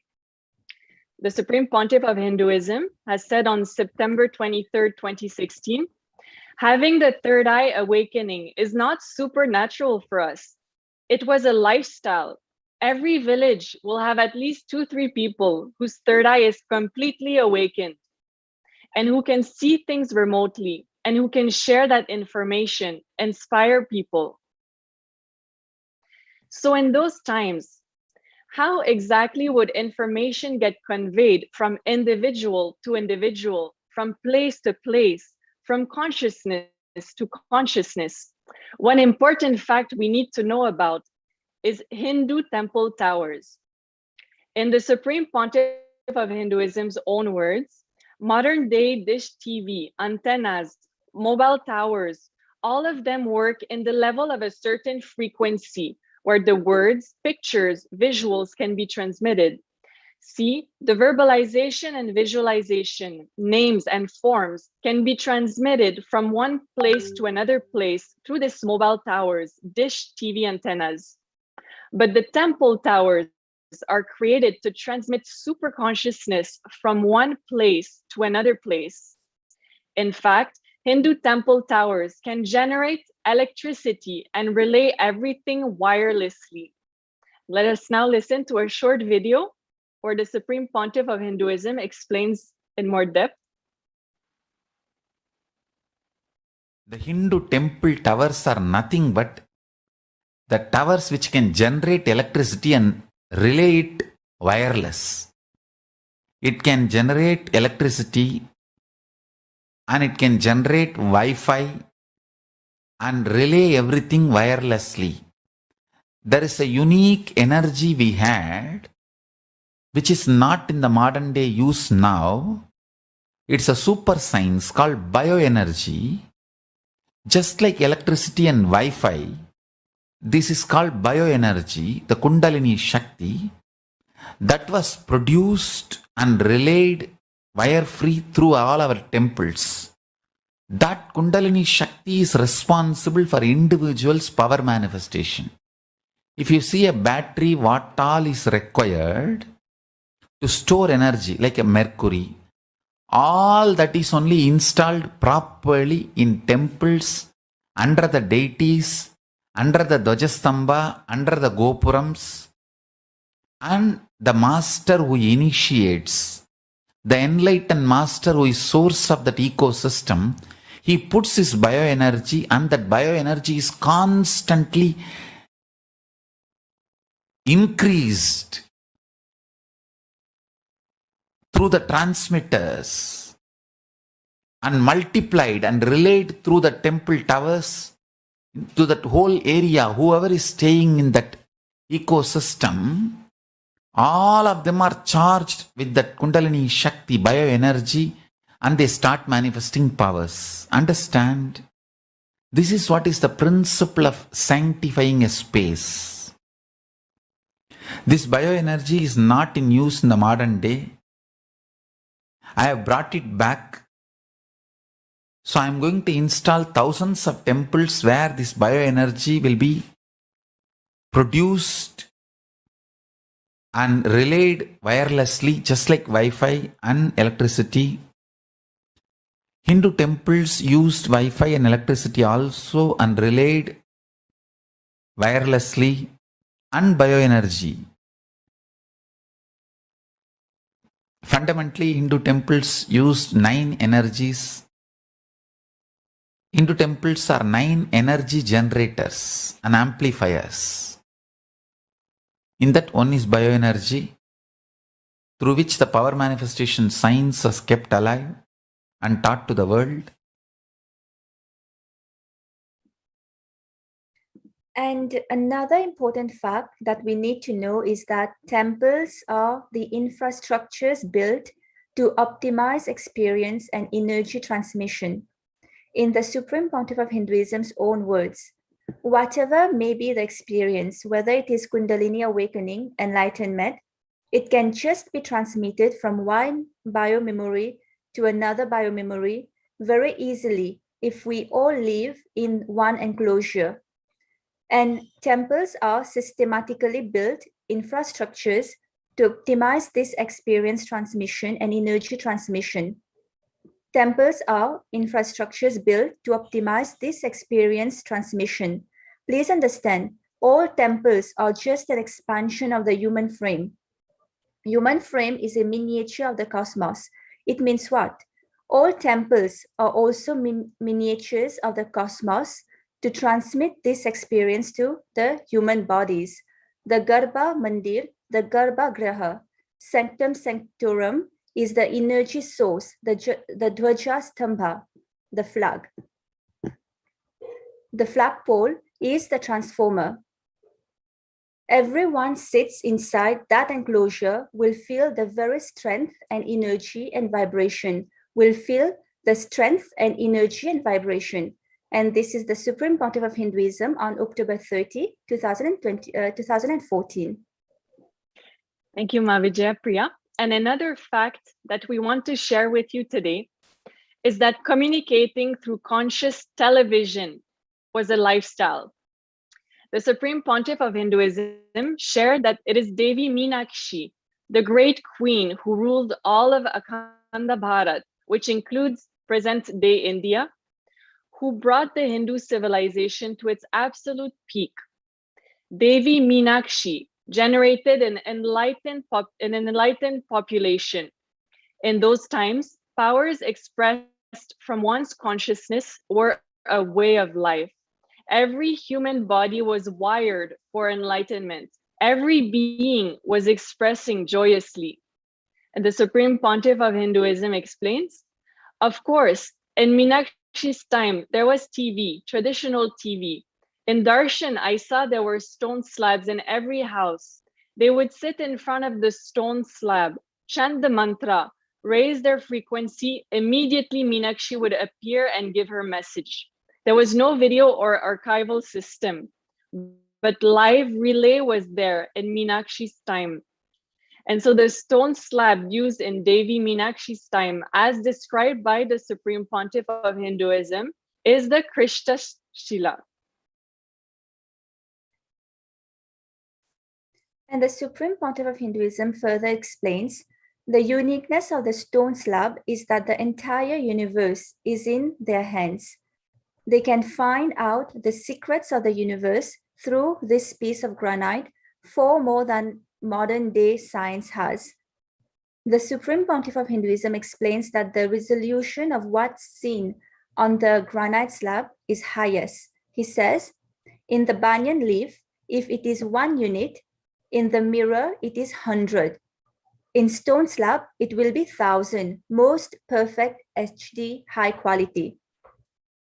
Seeing anything in high resolution on stone slabs is the true revival of the ancient Hindu science of power manifestation, manifesting Shaktis to access any information needed to enrich humanity. In fact, in times where conveying information accurately is most important, as it can literally save lives, this conscious technology is required. It is wireless, sustainable, and most reliable. Additionally, it gives access to all knowledge and conveys the right information in utmost detail instantaneously. And let us look at one Shastra Pramana. There's a beautiful verse in the Guru Gita Paramashiva reveals in the Sri Guru Gita to Devi. Anyana timirandasya jnananjana salakaya chakshurum miritam yena tasmai Shri Guruve Namaha. The translation: the one who removes the blinding darkness of the eyes caused by the absence of true liberating knowledge by applying Jnananjana, the sacred black eyeliner, anointing the 3 eyes, which is of the essence and bioenergy of pure knowledge, and awakens the all-pervasive in the night eye, Chakshu, the intra organ through which all that is seen. Onto that Sri Guru I surrender.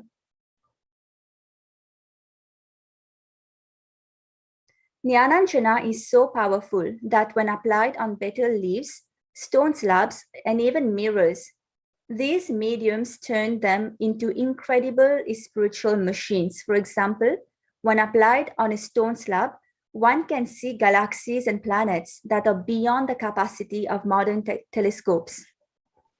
And the Supreme Pontiff of Hinduism has initiated millions into these powers.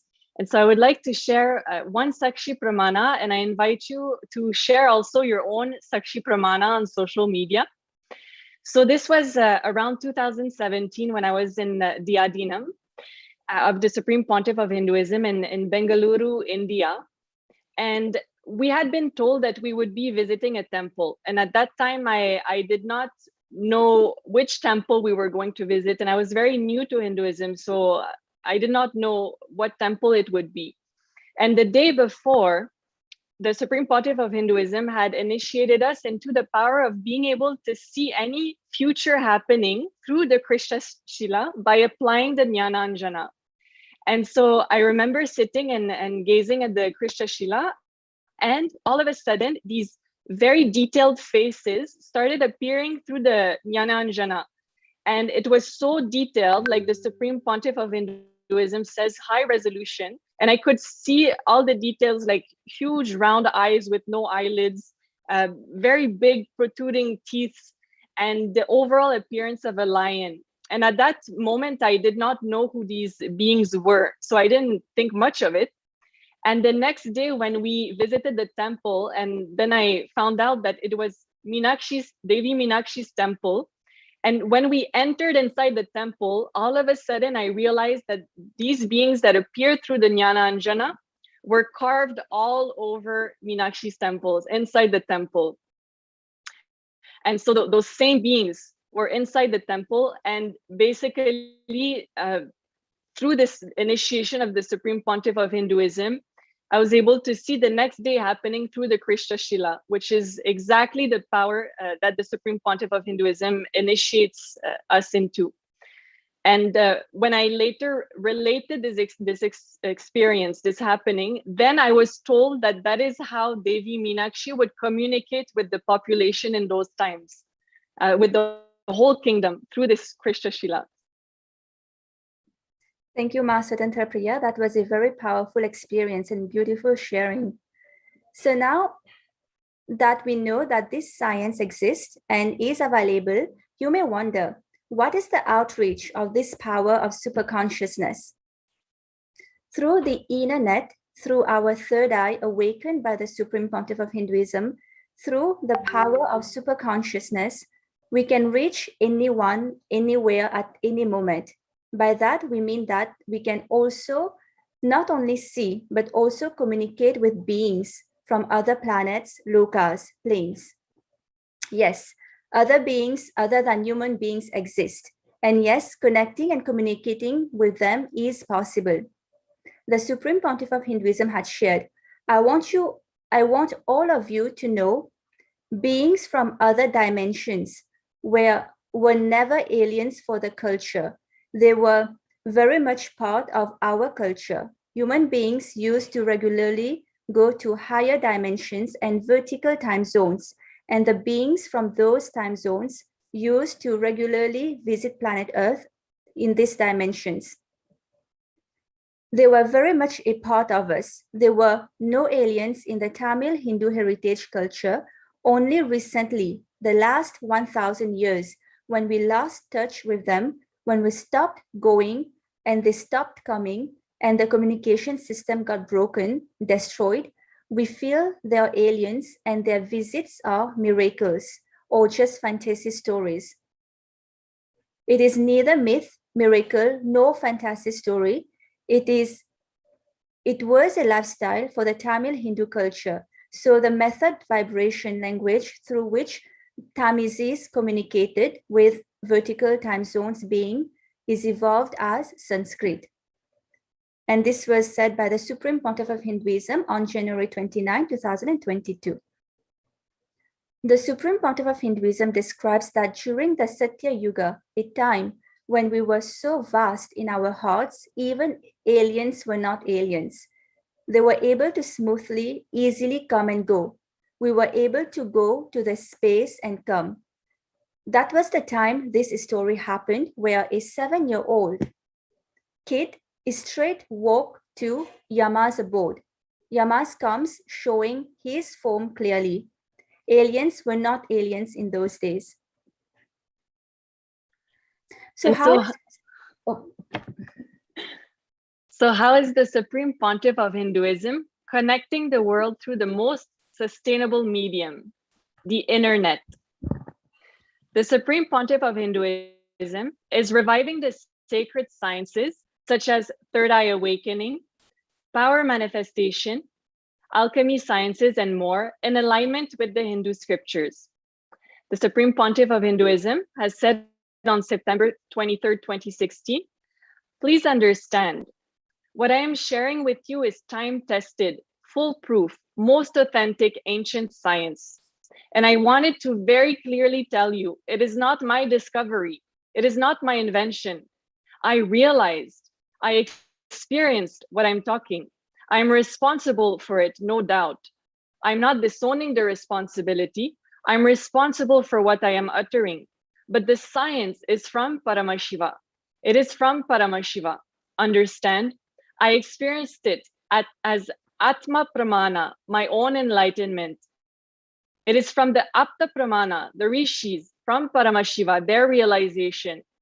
When I acid wash their words, their realizations, Apta Pramana, Shastra Pramana, when I bring that acid and wash my Atma Pramana, means my self-realization, whatever stands that test, I share it with you, and that becomes your Sakshi Pramana. And the Supreme Pontiff of Hinduism is also building... literally like a manifestation even for me. The Supreme Pontiff of Hinduism is also building a cosmic airport for all other beings to land. And so let's watch a short video. Thousands and thousands of things manifesting even inside me. The most powerful, subtle spiritual vibrations and frequencies. So even though I have all that inside the body, Now only I am opening like a box by box and taking it out and start preparing for Sadashivoham. I am seeing thousands of multiple usages of these energies. For example, I have opened a new energy inside me to energize this land and plow the land and plant the spiritual garbha, and suddenly I realized this is exactly the method, system through which the interplanetary travel was being done. See, actually, I am literally establishing a powerful high frequency zone where all the high frequency beings can land, a kind of a cosmic airport, kind of a cosmic airport. Then I understood this is exactly the science through which we had the higher level beings, what West calls aliens. We don't call them aliens because we know them very well. Actually, we live with them and they live with us, so we don't call them aliens. We call them alliance. They are our alliance, not aliens. Rishi, Muni, Siddha, Gana, Gandharva, all of them are alliance for us. They are not aliens for us. Our alliances, the way they used to come and go, was exactly based on the same technology. And at least 20, earlier I said 10, now I am telling you at least 20 powerful spiritual alchemy products, most of them are directly hand done by me. Because most of them I have to do it by myself, nothing can be done.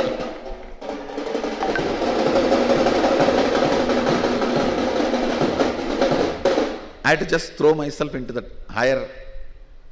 highest state of samadhi and either write or energize or infuse energy into it, and the Sri Yantras, hand carved, and the other various mandalas like Chidambara Chakram, which I myself directly received from Arunagiri Yogeshwara and what not.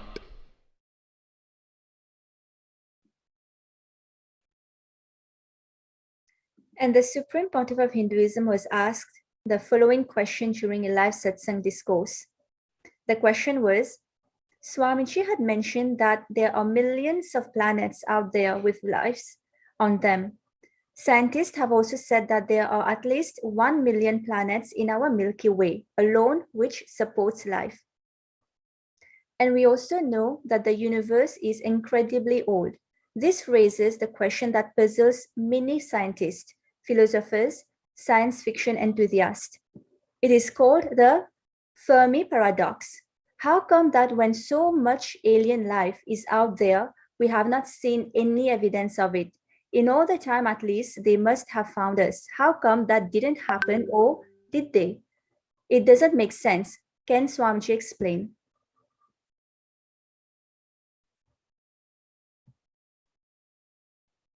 First of all, you need to understand, you set your standards so low and does not want to look beyond your standards. And if something comes across, you suddenly get perplexed, shaken, try to suppress. Actually, your whole Fermi paradox is stupidity. I should call it as stupidity paradox.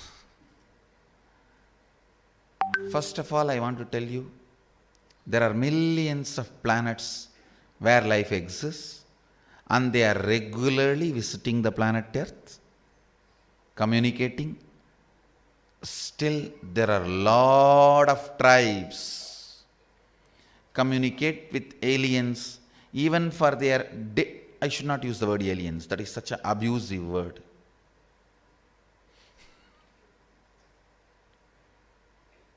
Aliens is abusive word. Even universe is a family for us. No question of aliens. Let's not use those words. Understand, life exists in millions of planets in the universe, and they are continuously, regularly visiting the planet Earth, giving information, receiving information, communication, even taking people there, coming here for tour, transportation, tourism, educational tourism, medical tourism, all this is happening in full-fledged way. The civilized society, the so-called civilized society, does not want to see this truth. Even if they get some information, evidence, they try to suppress it. Still, there are many tribes who have live connection with different planets and their lives. Surely, many planets and those lives have found us. We found them. Connection do exist.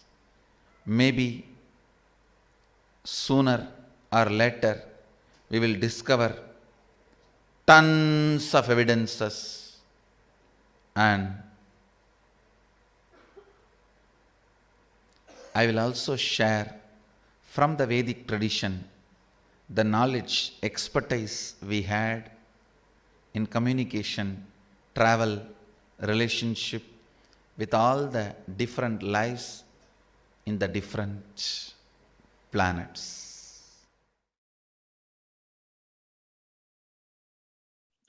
Such exciting possibilities the Supreme Pontiff of Hinduism is sharing with all of us, and making it possible for us to connect with all the beings in the whole cosmos by reviving the ancient Hindu sciences. And so as we celebrate diversity, variety, accessibility to reliable information and democratic discourse on this World Radio Day, we hope that you would have gained a greater understanding of how awakening of the third eye through the initiation of the Supreme Pontiff of Hinduism opens up tremendous possibilities in terms of accessing information in the most sustainable way and connecting with all the beings, not only those residing on planet Earth, but beings residing on other planets and lokas, dimensions as well. And as the Supreme Pontiff of Hinduism tells, third eye is not supernatural, it is naturally super. Let's now end with the Purna Mantra. Om Purnamada Purnamidam Purnat Purnamudachyate Purnasya Purnamadaya Purnamevavashishyate. Om Shanti Shanti Shanti. Hari Om Tat Sat. Sarvam Bhagavat Shri Nithyananda Paramashivam Padukarpanamastu. Om Nithyanandam.